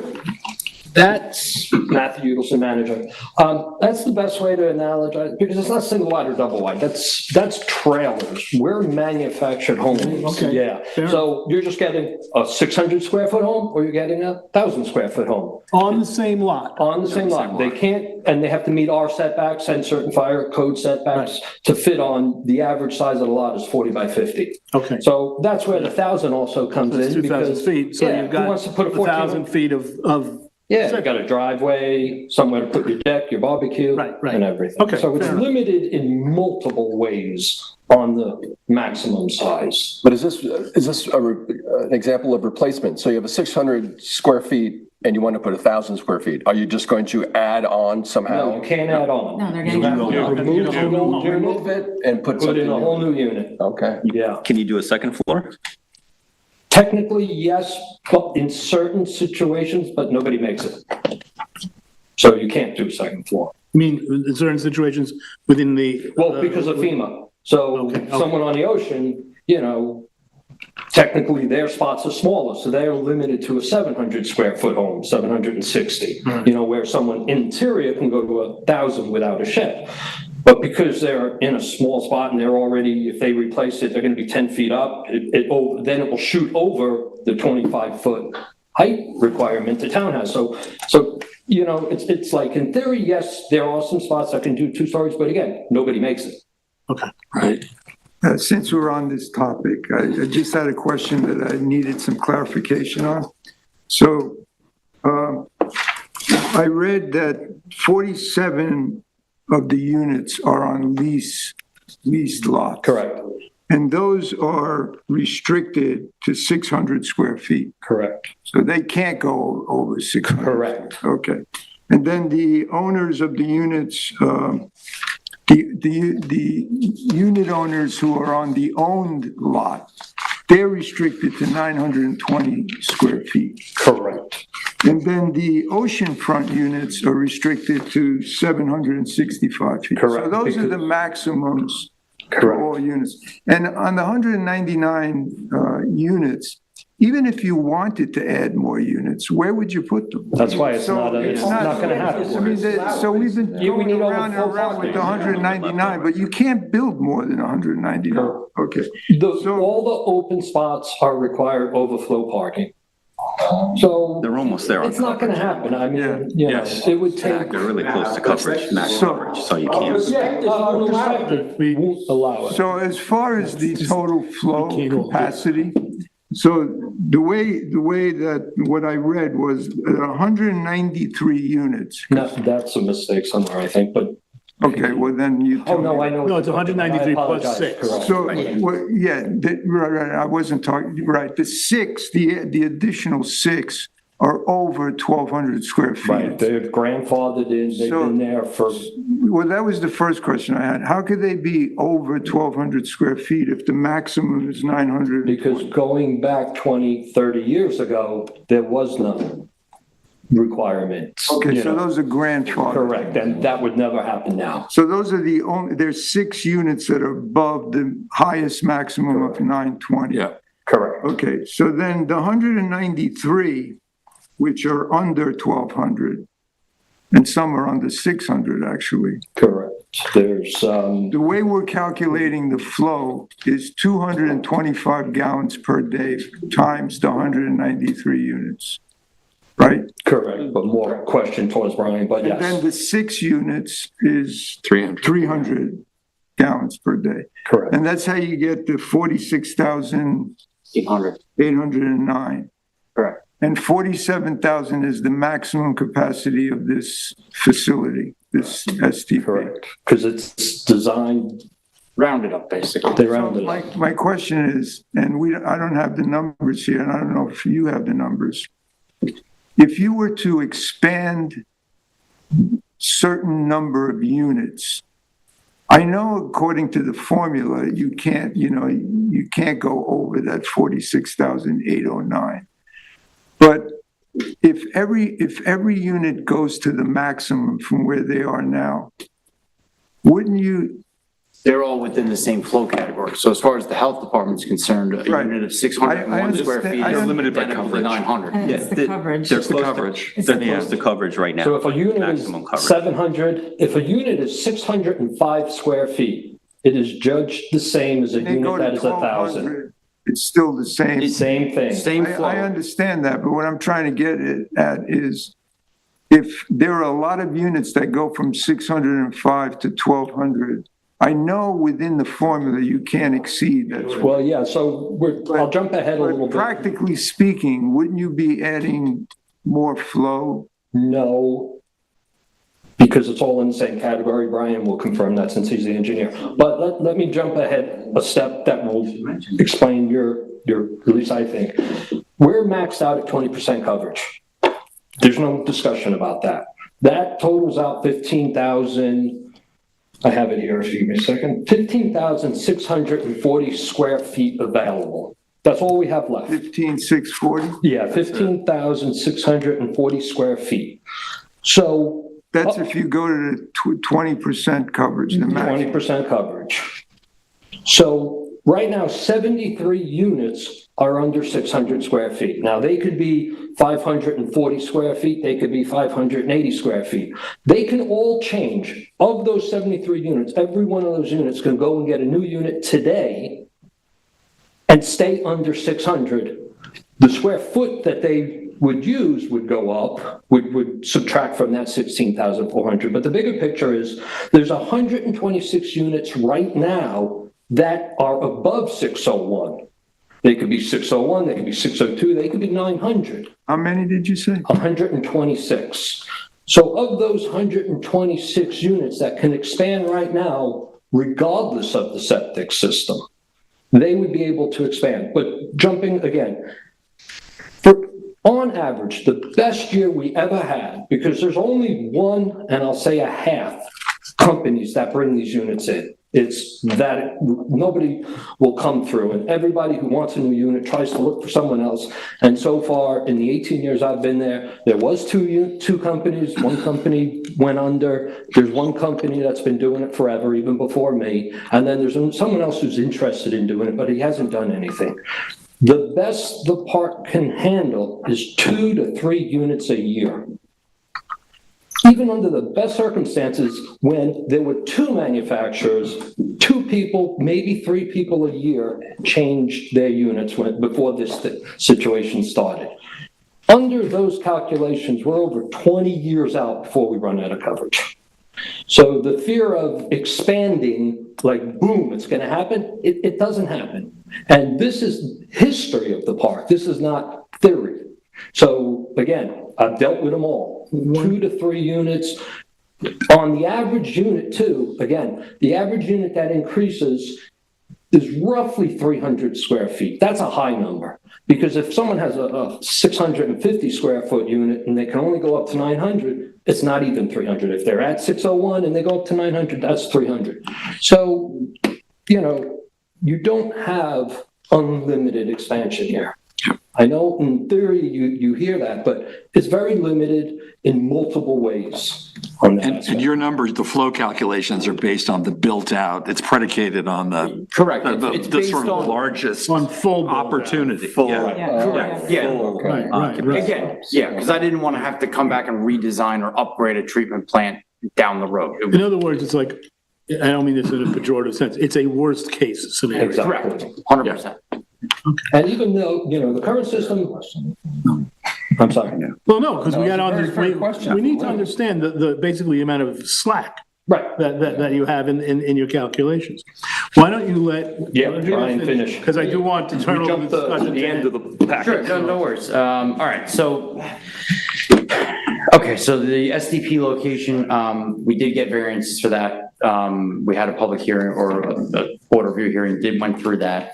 The generator does include a sound attenuating enclosure. I believe it's 70 decibels at 23 feet, so it will meet the town code. Every generator I've ever put in a treatment plant always has a sound attenuating enclosure. You never really have any noise complaints on relative to that, and it is an emergency standby generator. It will operate, I think, for an hour every couple of weeks, just to make sure that it still works, but after that, unless the power goes out, it's not gonna turn off. With respect to the fencing, Health Department and DPW are relatively stringent on what kind of fence they will allow us to put in there. Their preference is chain link. I know that is not your preference. We have, I think, an alternative that we did submit. We are working with the county to see if we can switch this out, but they are very particular and peculiar. They only got off barbed wire a couple of years ago, so. Seriously, yeah. It used to be barbed wire went around the top, because again, this is an attractive nuisance. There were old plants where kids would climb up and drink on the roof of the plant while it was falling apart. Not a good thing. Suffolk is a big county. Yeah. It is, I know that there was a comment about the renderings. It is actually cedar siding. I apologize, it doesn't look that great. It is cedar siding. We did have an architect help us out with that, because I, as an engineer, would have done split face block because it's concrete, it's never gonna go anywhere. But that's me. Why I'm not an architect. All right, so then with respect to O&M and operations, this facility will be given a New York State DEC speedies permit to operate as a treatment plant. That permit is enforced by Suffolk County Health Department. They are the local agency on behalf of DEC. As part of that, they are required to have an engineer of record, which would be myself. They are also required to have a licensed sewage treatment plant operator. That operator visits the site every day, 7 days a week, 52 weeks a year, and he's there for at least an hour, if not longer. So they will be there. They constantly go in, they check parameters every day, they make adjustments as needed. They are also there to do routine maintenance. They will change filters, belts, change oil on blowers, check things like the generator, the odor control system. Is it functioning? Does it need to be replaced? So again, they're there for that. It's mandated. The county comes in and does, I think, quarterly inspections. They can, I think some of them are scheduled. There are some that they just randomly show up. So you got to be on your toes. They require things like making sure you have toilet paper in the bathroom. Did you mow the lawn? You will get a violation if you don't mow the lawn.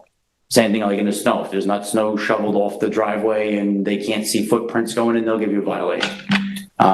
So again, that's highly regulated. The county checks a lot of different things. There's effluent samples that need to be taken every month and reported to, not only the county, but DEC, EPA gets copies. It's highly regulated in that respect. With respect to construction protocol, we went through an exhaustive kind of phasing plan with the county on this one. Again, not something we normally would have done because it's not new construction. So how do we get into all of it? We will have a limiting, I'll say a construction safety fence. There is no additional tree clearing here. So again, it's a little bit different than say something like an undeveloped parcel. This is all relatively flat. It's a grass lawn right now, on top of where the septic system lies underneath it. The existing infrastructure, I had the opportunity to stick my head in most of it, so I could certify it. So I had to pop things open, look in it, check out both the wastewater system and pump station, sewer lines, storm drains. My head's been in most of it. I've had my staff in other parts of it. We don't envy you. No, it's not a fun task. I'll put it that way. So been done that. I think we touched on, we have provided some information on the bluff permits and I think some of the other, the stormwater requirements. The sewage treatment plant, I think one of our more recent plans, which you should have a copy now, has grading. The site's relatively flat. There's not a lot of grade change here, but we do have dry wells for the roof runoff for the proposed STP. That's now been incorporated into that. We did consult with the fire department, and we did ensure that our driveway meets the needs for getting both I think a fire pumper truck goes in, more importantly, the sludge truck can get in and out, as well as an aerial truck for the fire department can get in and out of the driveway. So that kind of leads into parking. That also, again, normally those areas there are normally no dedicated parking stalls because the operator opens up the fence, opens up the gate. It's his lock on the gate. He gets in, closes the gate behind him, kind of parks in that driveway. If he needs an additional service vehicle, it usually fits in that driveway. Or again, the sludge pumping truck, it's a requirement that fit in there. We actually, I think, had to modify that driveway with the health department just to make sure that everything worked out, that we could get somebody in and out of there. All right, so odor control, we mentioned that's under the operation of the STP operator, so he's going to check that out. Generator, which we spoke about, I think the lot coverage map mostly addressed. Again, fire access, everything meets it for the STP. We even went as far as the fire marshal came out, measured our front entry gates. We do meet the requirements for that, I believe. And well, I'll let you go in a second, Matt. Photometric plan, we did submit a photometric plan. It has additional information on the lights that are on there, as well as foot candle lumens. There's no bleed over on outside, the property lines or anything of that nature. Again, this is really just, what do we need for proper ingress and egress in case this guy ends up showing up at 2 a.m. or, has an alarm and has to get there. That's really what it more boils down to. We've won the landscaping plan. Again, county requires that we have evergreen screening. We're open to, suggestions on different native plant species if the planning board has any. I think we've got about approximately like 51-ish around the perimeter there. And again, to the last point, which is why we're doing this, the addition of this STP is a significant reduction in nitrogen over the existing facility. In addition, with the way the county has interpreted this, and I think Matt semi-alluded to it, is right now the way this has worked is that if you had a unit that was in a certain classification, we could replace that unit within classification at the health department with absolutely no changes to the existing sanitary system. So if I had a unit that was 605 square feet and I wanted to go to a 900 square foot unit, we could do that today and the health department would stamp it and approve it. No upgrade to the sanitary system would be required. So again, we're trying to make this better. We want to make this better. This will be the first of its kind, I think, in the county to do this. So that's all the stuff that I have. Matt, do you have any other? Yeah, just a couple of things off the top of my head. I have been in contact with the fire marshal. One of our gates does meet code. We have 3 gates, actually 3, 4, 5 gates. So 3 gates actually meet code, but the front entrance gates, one of them does. And in speaking with him, the fire marshal has spoken to the fire department, who has been able to get in through this gate consistently.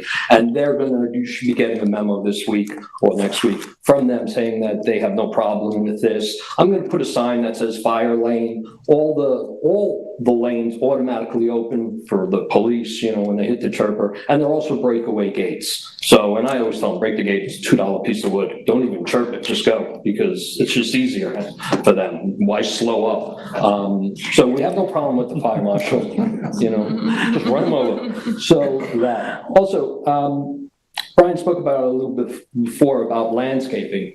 Right now, there's no trees or any shrubbery on this area, and it's going to just get put back the same way, grass. I mean, we're going to add trees for surrounding over there on the water and all that. And, we'll take your recommendations on what kind of trees or bushes to put around there. So there's no discussion there.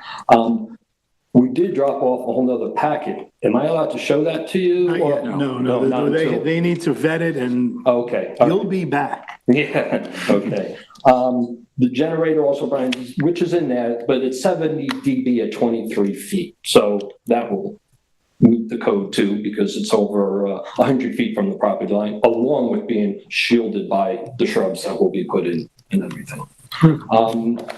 On that coverage issue, one other thing, the best we ever did, again, 3 units a year, that was when we used to let them come in during the summer. And the new rule is they can't come in the summer, so. Is that a house rule? Is that basically? Yeah, that's our rule, because during the summer it was too disturbing to everybody. You gotta take the old one out. put the Right, new one in, exactly, and then you have all these workers, and it was, so during the summer months, June, July, August, no units come in, so that's taking more time. So if they can do 2 units a year, 3 units a year, that would be, Why is that? Why? in what, What's the practical limitation? Why is it? there's only one manufacturer that will bring. Oh, units it's the here, availability of the and so product. he doesn't have a big enough workforce. I see. And so, he can't hire 20 people for 1 year and not the other, he's never done it, so. This is when we're on the Long Island Expressway at 2:00 in the morning, and you see the giant, slow-moving vehicle with the car behind it with the light Yep. flashing, Right. and it's a Where they're parked wide in the rest load. stop. They don't want to come over to GW, because they can only come over to GW and they pay an exorbitant fee to come And they so- park at the Vince Lombardi Yeah. service area That's where they for are. 7 hours, waiting. Yeah, waiting for that window. For that So that's- 1 hour window, That's and why then they gotta go companies don't across the wanna do it. Bronx and down to LA. So really, as much as it's your own house rules, it sounds like it's an economic issue. Physics. Based on, well, no, economics, based on the 1 or 2 manufacturers who can do all the logistic work to get these units from where, Wisconsin or They're someplace? all over the And place. where Yeah, I they don't know. build I think them? Pennsylvania is, Pennsylvania? I think. Okay, whatever. Yeah. Can you expand an existing unit by adding to it? No, that is against HUD rules. That's against your rules. No, HUD. Oh, This is HUD rules, so you cannot have a 600 square foot unit and say, I just want to put a little sunroom over there. You cannot do that. Or That's make why it it's higher? higher. In higher meaning, if the unit right now is 2 feet off the ground, and he wants to bring it up to FEMA height, which is on average 4 feet. 90% of the park is 4 feet. But There's you a couple- can't add height. He's talking about adding Second floor. interior, height, not raising the level of the No. unit, but like making it, instead of a 10-foot tall facility, a 12-foot tall. That what you mean? Yes and no. Safely add to. Yes and no. you can't. You can, but you still can't add a second floor to it. You Sounds can't like you can't change leave the these floor, Saying the yes and footprint. no. You can't change the footprint. You can make a wall higher.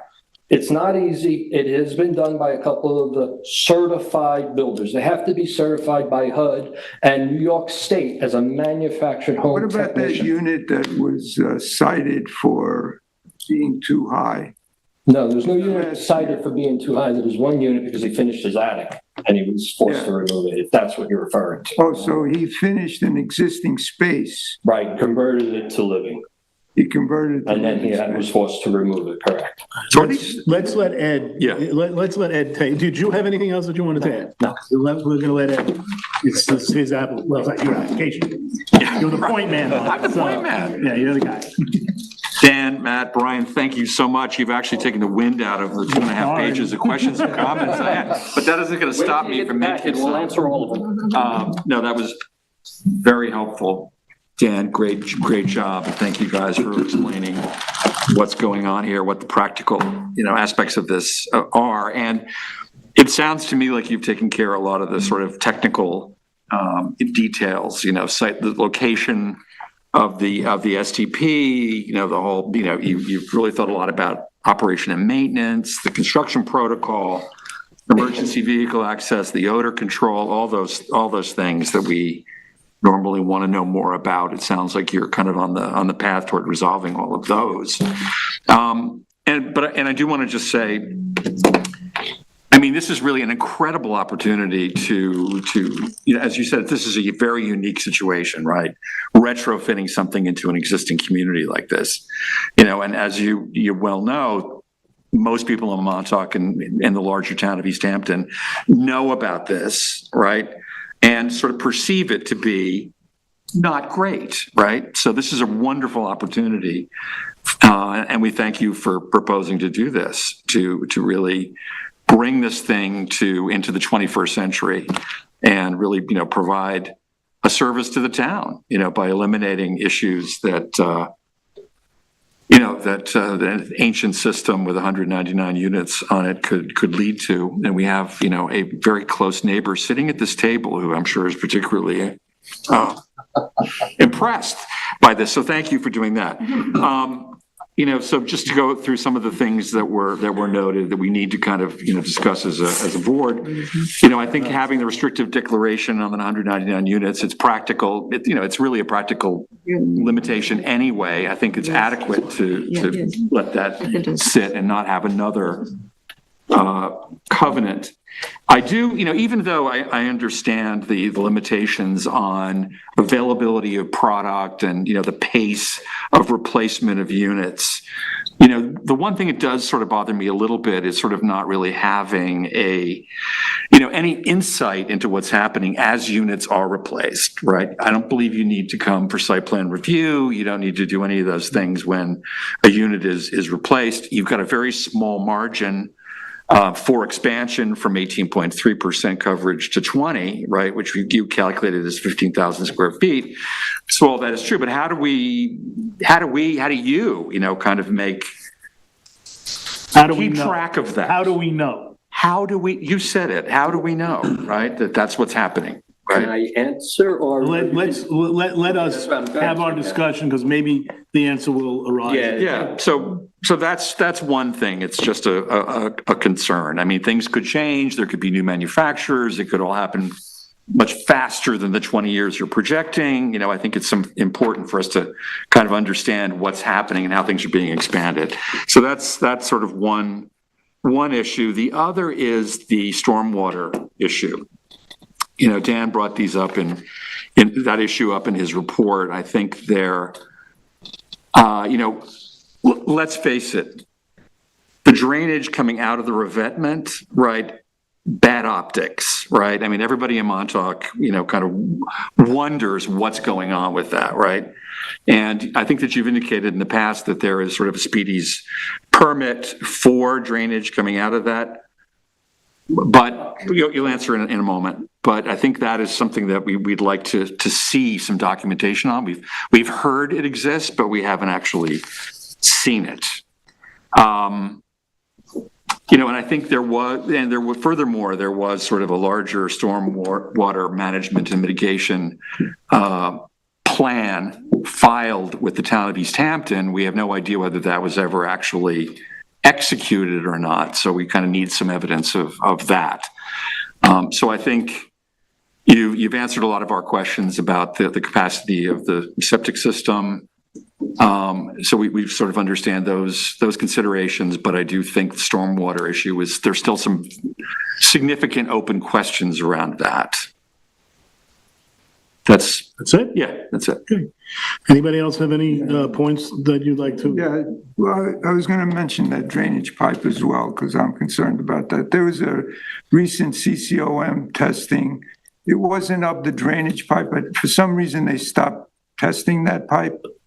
Because I looked into it and they told me that they were doing it from 2013 to 2017. There was some intermittent high levels of bacteria that they found.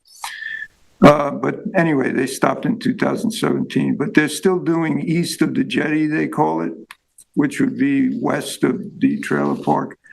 And they just had a very, very high bacteria count from the other day. So, we need to address this, because I know the last time you were here, you got kind of upset about this topic, and that, the rumors are flying, and, all the surfers are getting ear infections, and they're blaming it on the trailer park. So I think it's important, whether it's rumor or not, I think we need to delve into this and, reassure everyone how best we can that there's, you're not causing bacteria to enter the ocean where people are swimming and surfing. So I think that's important. I also need to understand the existing, like you said, this is a replacement of an existing system, septic system. So you're going to use the same sewage pipes, the pipes that are in the ground now. So how do we know, or how do you know, I'm sure, you know, it's important to you as well, that those pipes are intact? I mean, they've been there for decades. Anyway, it's another area that I was curious about. The inspection, if there's any deterioration, that kind of thing of those pipes. The drainage system. You know, I know we covered this before when we were on the topic of the expansion. I've seen that trailer park go from where they used to just be actual trailers, actually tents, you know, going back, way back, to, you know, getting bigger and bigger. And I have seen the height where you know, you would look across the horizon and you would be able to see the ocean. Now that vista is blocked with the new height of some of these units. So I'm still trying to understand how that happened and whether or not there's going to be more of that in the future. I know we touched on this before, but, you know, that's something that I'd like to delve into further as well.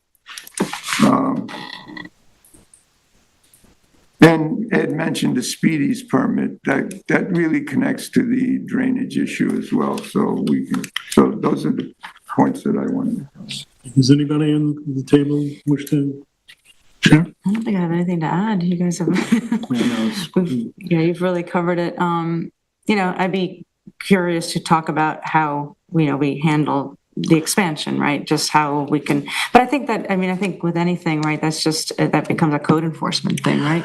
Well, that actually blends into my issue, which is so much of what is being so many of the issues of concern that are raised at this table are stated to be addressed in the applicant's internal rules and the practicalities that they're following, and also Suffolk County Health and other bodies that are issuing regulations effectively that presumably address our concerns.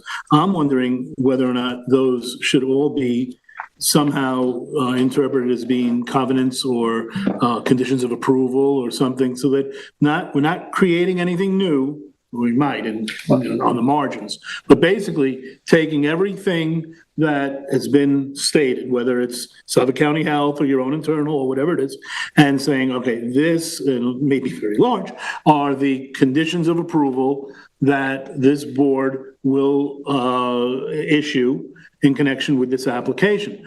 The purpose being to give us, not us, but the town, some enforcement mechanism so that code enforcement, I know that you've got Suffolk County Health Department, and in your mind, I won't speak for you, but I will. You worry more about Suffolk County Health Department than anything else, and that's understandable. But we're the planning board of the town of East Hampton, so to the extent that we can buttress the ability of the town of East Hampton to make sure that the assurances you're giving us are meaningful and have value to the town of East Hampton, perhaps we should be talking about, and we don't have to do it tonight, but talk about taking all those regs and rules and whatever you call them, and make them conditions of approval. And again, we don't have to make a decision tonight, but I'm raising that issue right now. Well, I mean, I think the Suffolk County, Health Department, all that has to be conditions of approval. But I guess the coverage thing is the stickier point, right? Yeah, well, because that's all tied in with their own internal, how they do things. And I'm sorry to interject. No, please. Because we're talking about something that there's many town rules already set in place to enforce. And I'll go over real quick. You don't have to. Well, no, because it's going to save you time. Okay. Because you're talking about putting all these new rules into place when they're already here. I'm just floating that as an idea. Yeah. What I'm trying to get at is something that anyone can look at and say, there it is. There it is, right here. So when someone wants a new unit, I'll go over the process. They submit the paperwork to Montauk Shores, myself and the board. We review it, we make sure it meets all the setbacks. Setbacks required in Montauk Shores, setbacks for the fire marshal, setbacks for the building department. Right. There's also HUD. It has to meet HUD. It has to meet FEMA. So we make sure that all gets met. Then if it's an internal site, which doesn't border the complex, this you have in the file. You want to So- go right ahead. yeah. So all these internal sites, they only go to the building department. When they get approved by the board saying, okay, it is 900, it is 2 feet, 10 feet, 5 feet, then they go to Walbridge. Walbridge does a proposed survey. This is the numbers they were kind of talking about that I don't think they Yeah, that's comprehended the one what it that is. totals to 199. Proposed. So that site now is proposed, goes on here, it comes off the 18, or it goes on to the 18% we have left, or off the 20% we have. Right. This survey has to go to the building department. The building department says, okay, you still got coverage. They've turned down in years past, before the 2005 comprehensive plan, they said, you don't have coverage, go home. You can't get a new shed. So thank you. So this gets updated every time. something- Every time.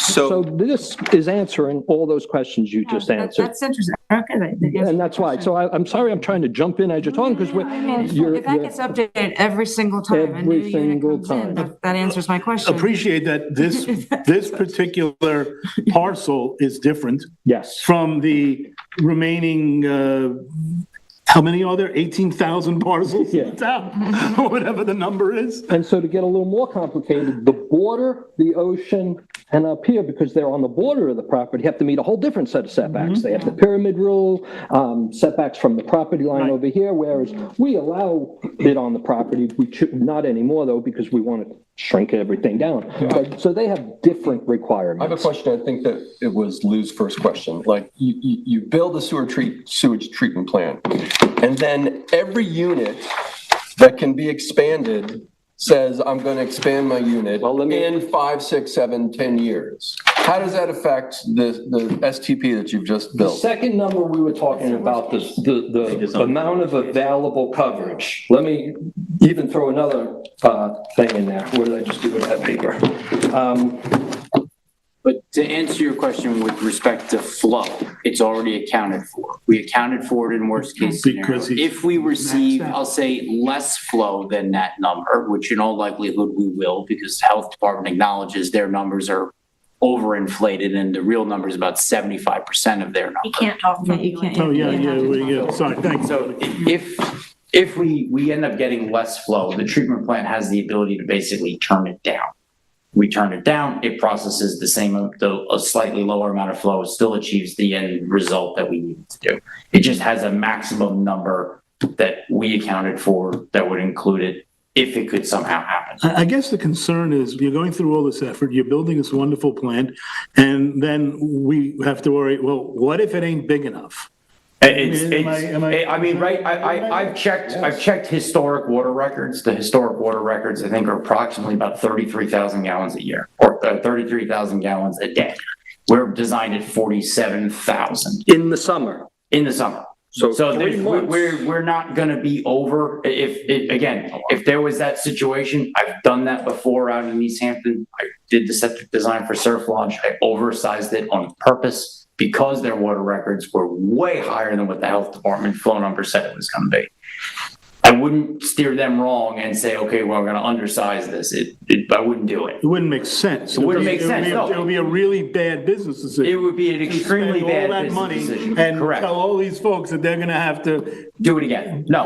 Yeah. I'm sure the county health department understands the parameters around this project, right? They 100%, no, understand it. they understand it. Again, we're using their flows, that we're not arguing for a lower flow. Again, if I could have got a slightly lower flow and maybe would have had a smaller footprint, could have expanded some, they don't want to hear that. They wanted me to design it to the numbers that it's supposed to be in that worst case scenario, that if we get that number, we can handle it. Did you understand what he meant about the water coming in? So our water bill, we take in 30,000 gallons during the summer month. Right. So if we're taking in 30, you got to figure 25 is going into the Directly sewer into the system. system. Because, people water flowers, that's not going in and everything else. So that's where that 40,000 comes in.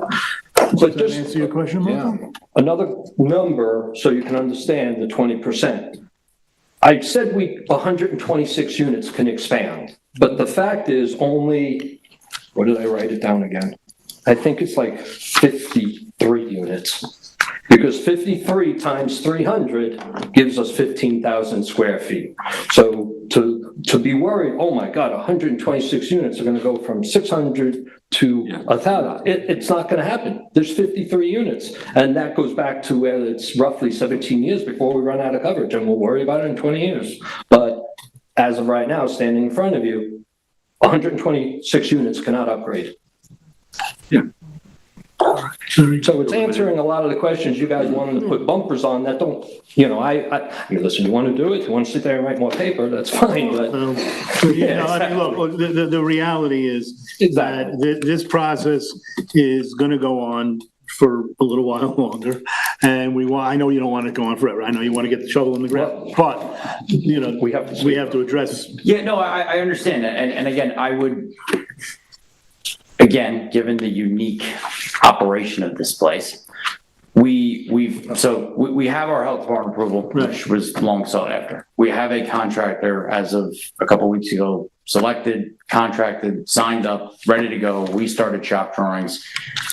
Part of this whole deal and part of what we had to do with the county is that our build time is basically September to Memorial Day. Understood. If I can't get a shovel in the ground before September, my head's gonna be on a flagpole somewhere, because. I'm talking. Yeah, exactly. I will be in the bottom of one of these leaching pools, and I don't wanna be there. To that, and opening is like, you delivered a package on Friday. I understand. Is there another package, No, that should address everything that we need to do. And again, if we look. You're blocking my view of the planning director. But if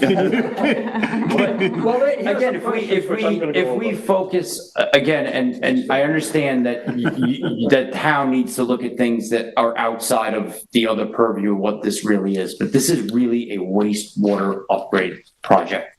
I know that some of your concerns are linked to that directly, some of them are not. And I would. What I want to make sure of is that to the extent that there's more work to be done in the planning department, you guys can accomplish this in the time frame that they're talking about? Yes, if we actually, so respectfully, and I think these guys have done a tremendous job, and I want to say thank you because I think this will be a big win for everybody if we can get this nailed down.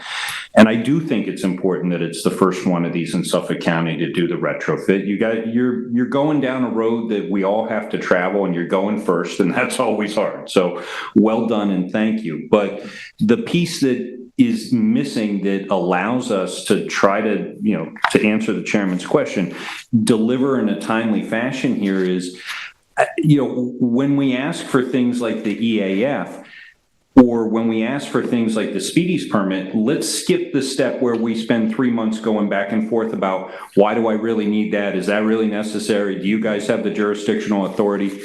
Just give us the stuff, right? And then we'll get you back out the door a heck of a lot faster. Okay, so it's a mutual. Understood. Mutual benefit. I understand that. And again, so related, I think Matt's gonna touch on some Speedies permit stuff, but again, there is a legitimate question on that this is not what DEC would require as a general permit or a multi-sector permit for industrial stormwater discharge. We don't meet those thresholds. We do those permits for things that discharge the surface water bodies for commercial facilities, marinas, I think we have bus terminals, we have transfer stations, things like that have those permits. Residential uses don't fall into that category. Residential uses are not 199 unit manufactured home. I understand that, but they are residents. I understand that, but we had some correspondence with DEC. We don't cross the threshold for an individual SWIP for our STP because we're under an acre of disturbance. So we've done erosion and sediment control plans. Those are in those plans. For the overall site, I think, again, Matt has more of the history than I do. It's been here forever. It's been looked at a couple of times. It's been stayed there. Hasn't been, I'll say, significantly modified. It doesn't meet the threshold. It doesn't meet the criteria to have a different permit issued for it. So it's hard to give you what you're looking for. Is there a speedies permit or is there There not? is not a speedies permit, but there is a DEC permit.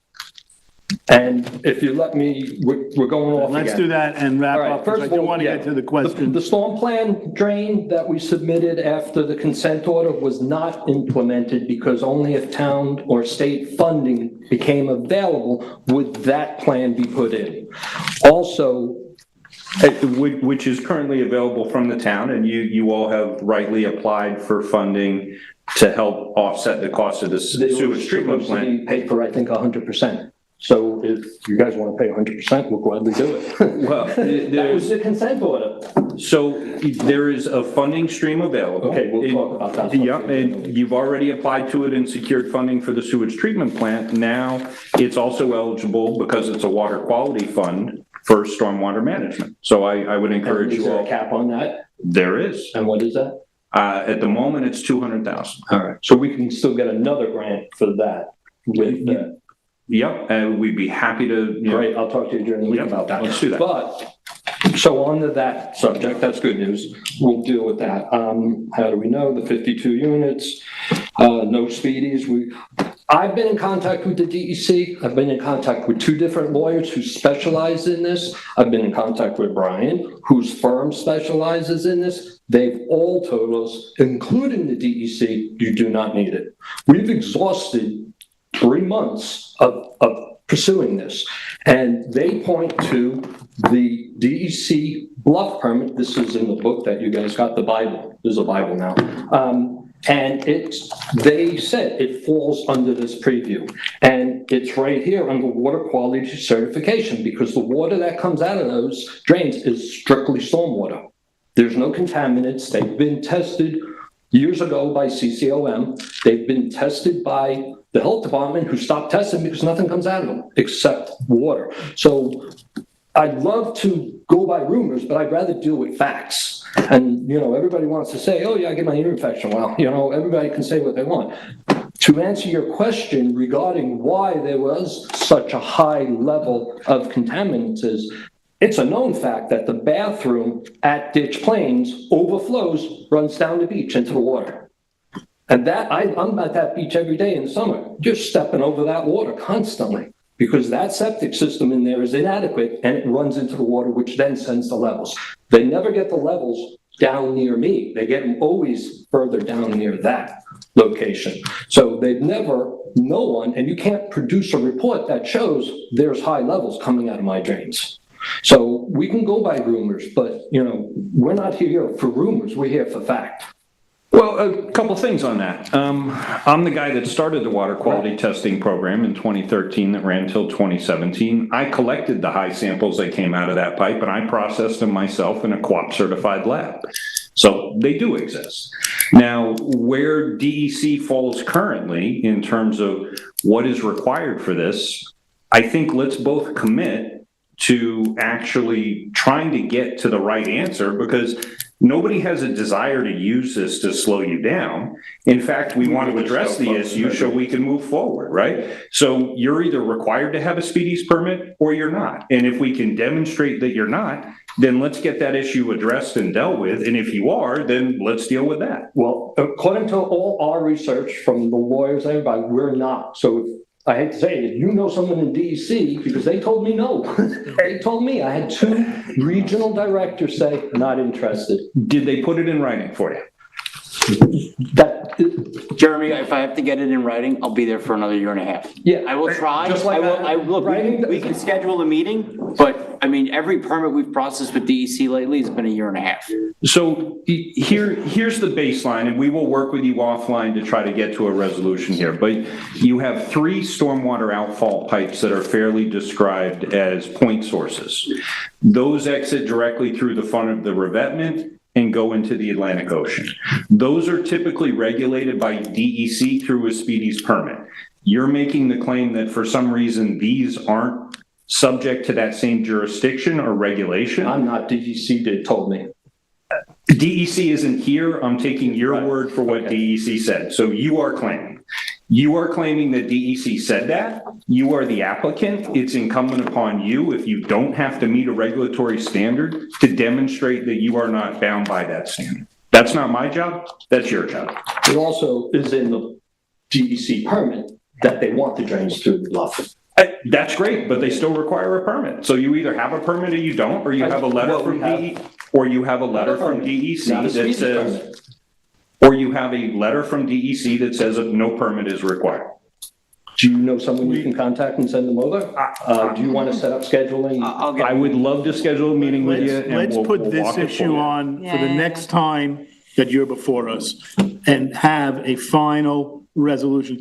And let's work with the planning department so that when you come in here, it's not a point of controversy, it's a resolved issue. Just one last. And I'm not saying which way it's gonna go. I understand. You guys figure it out. Just one last thing, and in 2014, when we were brought into court for those pipes, because this is relitigating an old litigation. This was in court, docket number 13110220.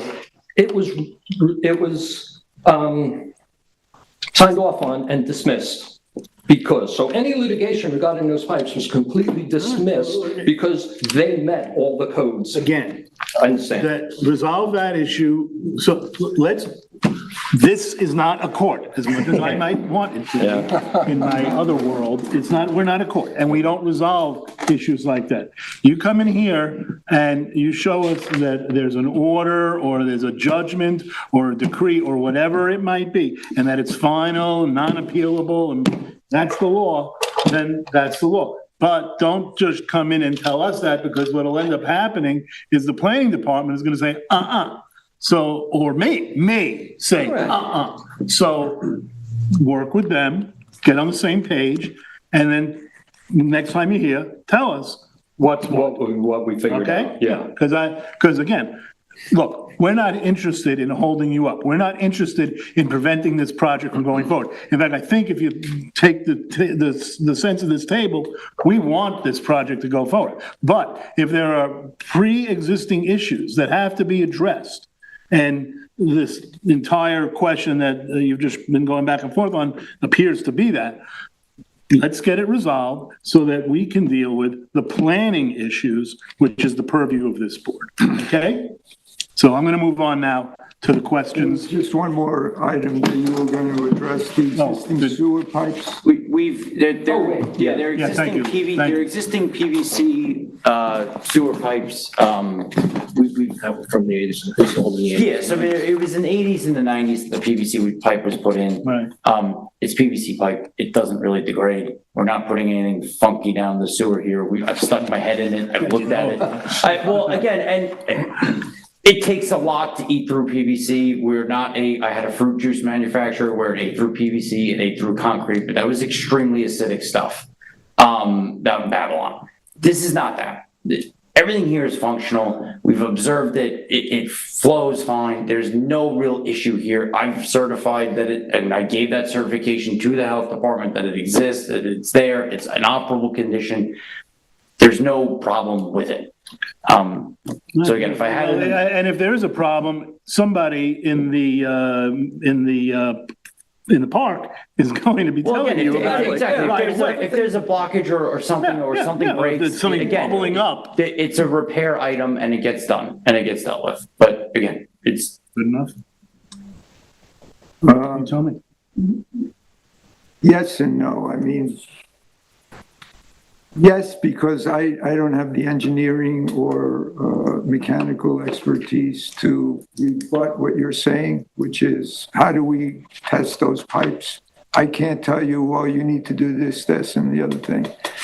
But I understand your answer. I understand what you're saying, but I wish there was a way that we could, because what I'm afraid of, and tell me if I'm wrong, if any of those pipes are damaged and sewage is leaking, it could be at a low rate where it's not noticed by the people who live in the park. And it could get drained out into the ocean through the drainage pipe.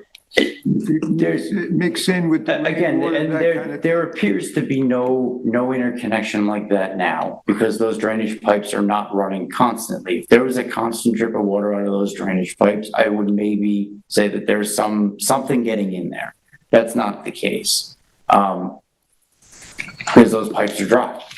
They're not constantly full of water. They're not constantly discharging water other than during a rain event when water comes out. Again, in my firm's experience, a lot of times those high bacteria related issues during stormwater events are largely related to animals. That tends to be what it did. We did a whole entire study up in Nassau where we chased back through sewer lines and storm drain lines, and it really ends up being the dog pooped on the side of the road and somebody didn't pick it up fast enough. That's what it boils down to. Just another note on that. I mean, I want to wrap, I really do want to, you know. those pipes run roughly 6 feet underground, and that's roughly the same depth. The leaching pools are deeper. So just thinking outside, even if it has a slight leak, it's the same depth as the pool that's leaching. And we all know anything that leaches over on our property is really running in the ground towards the lake.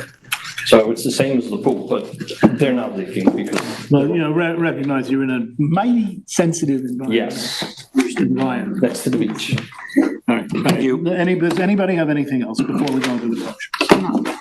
Should the short form environmental assessment form be prepared? Yes. Utilizing New York State. Okay, thanks. Should the planning board require that if the applicant ever attempts to revise the covenant and add additional units beyond 199, site plan approval to allow a thorough review would be required? And should the applicant confirm the type and height of fencing proposed? I think that's a yes. Should the applicant explain why a design more compatible with existing on-site buildings is not being pursued? Should the applicant include title blocks and dates on all the submission materials? I think they've done that. I think they've done that, and if they haven't in the second instance, easily enough done. Should the applicant explain what analysis was conducted to ensure existing sewage system is not impacted by infiltration and is an acceptable state to be utilized for this project? And again, He stuck his head in there. we're talking about this issue with, you know, making sure that you're compliant with whatever it might be. Should the applicant enhance their construction protocol and be responsive to comments from the town consulting engineer? Seems like a yes. Should the applicant provide requested information about stormwater, including locations of facilities on the site, confirmation that no connections between sanitary systems and stormwater systems exist, copies of discharge permits, and information on drainage infrastructure for new buildings and roadways associated with the sewage treatment plant? It seems like That's all being pursued. that's all being pursued. Should the applicant submit to the Montauk Fire Department and address the comments of the fire marshal? And I think they've done that, and will continue to do that. Should the applicant provide information on the generated noise emissions and any planned attenuation strategies? Again, they've done that. Should the applicant should the applicant update the survey to include proposed calculations currently only existing and allowed or labeled? So work with the planning department to make sure that your, the surveys have everything we need them to have. Should the applicant revise the plans and narrative to respond to the drive aisle and parking information that was requested? And they've done that, and to the extent that the planning department requires, further elucidation, you'll do that? Everybody agree? Yeah. Okay.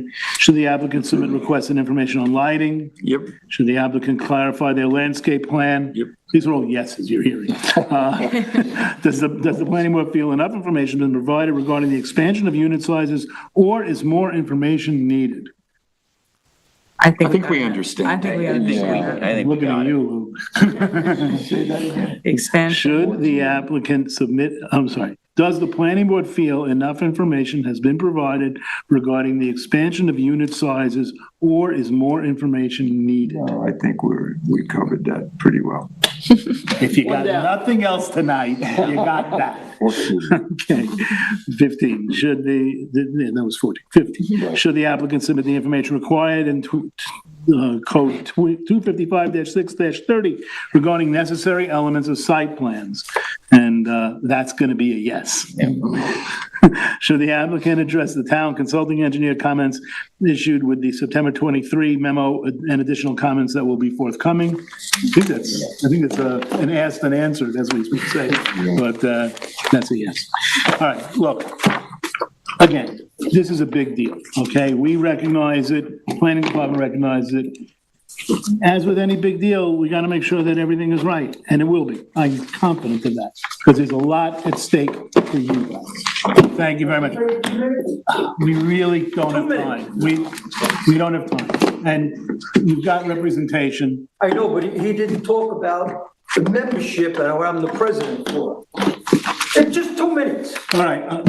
Literally 2 minutes. All right, I'm gonna give you 2 minutes, but it's not gonna change anything No, it's that not we gonna change. said. I just want to let you know that Name? James name and Graham, address. I'm the president of the board for the last 13 years. Our prospectus does not allow us to add any more units. That's the first thing. The stress that this is getting on the people out there is unbelievable. We had general meetings, we just assessed them another $16,000. Our plant, when we started it 7 years ago, we had a price of $2.5 million. With COVID, with the supply chain, with backups here, vacations in the health department and everything, it's up to $6 million now. It's unbelievable. And how do I explain that to, it's gonna help 73 members or homeowners to get bigger units. They're gonna say, let's scrap this and get rid of it, save the money. You know, I mean, our septic system worked, let's just scrap it, they're saying now. Well, I understand that, and you can communicate the message that it isn't just that, all right? The purview of this board is beyond just that one issue. It's an important issue, it's something we talked about a lot, but there are many other issues involved in this application. That's one of the reasons why I said what I said about the report, about Dan's report, and that in the value of a comprehensive report like this. I agree, yes. I appreciate that you represent a lot of people. It's not easy. 199 families are really, and we have a special meeting coming this Saturday to assess them $16,000 per line of And you credit. can let them know that you had what I would consider to be a very positive meeting today with the planning board. There are issues that still have to be I will addressed. convey that to them. right, well, they can I've watch been it on- conveying it to them for the last 3 years with the health department. He told you me guys got once, LTV out there? Thanksgiving, when you're eating turkey, you'll have the permit. 2 years later, we got the permit. So I could blow smoke to them, but also you talk about I stopped code. my clock, by the way. You talk about code enforcement, right? Well, I was a code enforcement for East Hampton for 2 years. Okay. And then COVID struck and I had COVID very bad. I couldn't come back. I make sure that place is code up. Nothing happens out of there without being code up. we appreciate that, and I know that you're acting in good faith, okay? I know that, we know that, all right? You wouldn't be here if you weren't, all right? Okay. All right. If they want, seriously, if they want to get an understanding of what this board is addressing and the priorities, and it goes beyond just the limited number of units that might grow. I'm not joking. No, we're on Saturday afternoon, right, Matt? We're on Saturday afternoon. We're on. I got a 10 o'clock meeting. Oh, okay, but be that as it may, we're on LTV. It's also available on YouTube. They can see. that we just Okay, spent- I'm gonna tell them an that. hour and a half on I'm this gonna tell them application. that. Okay? Okay? So, thank you. All right, that's the end of the work session. We have 3 matters to deal with. One is the Adomadu scheduling a public hearing. Thank you very much for coming out. We appreciate that. I got it. It's me. Oh, folks, take the conversation outside. Yeah. Is it you? It's Ed's. It's Ed's. I apologize. Well, I had a 50-50 chance, because I knew you guys both had everything, so go ahead. In the matter of the application of Amadou, Amadou. Adamadu and Coscasitas Trust. Yeah, yeah. Very good. Minor subdivision, Suffolk County Tax Map 300-197-3-10. Schedule a public hearing on July 10th, 2024 at 6:30 PM or soon thereafter, as this may be heard. Suffolk To County tax consider, Did you do the tax? I did. I apologize, I didn't. To consider the said application. I have read this application and call for its adoption. Is there a second? Second. All those in favor? Aye. Passed 6-0. All right, I'm going to move the minutes of the meeting of May 15th, 2024. I have reviewed the minutes of the meeting of May 15th, 2024, and move for their adoption. Is there a second? Second. All those in favor? Aye. Very good. All right, passed 6-0, sorry. All right, our next meeting is July 26th. June 26th. Shitty, 6 was like Wishful thinking. 2 months. There's no meeting next No, there's no meeting next week. It was We scratched. scratched. So, So July 6th is the next July, one? no, June June 26th. 26th. 3 months. All right? Yeah, that's what I thought. I make a motion to adjourn. Is there a Second. second? Second. All those in favor? Aye. Pass 6-0.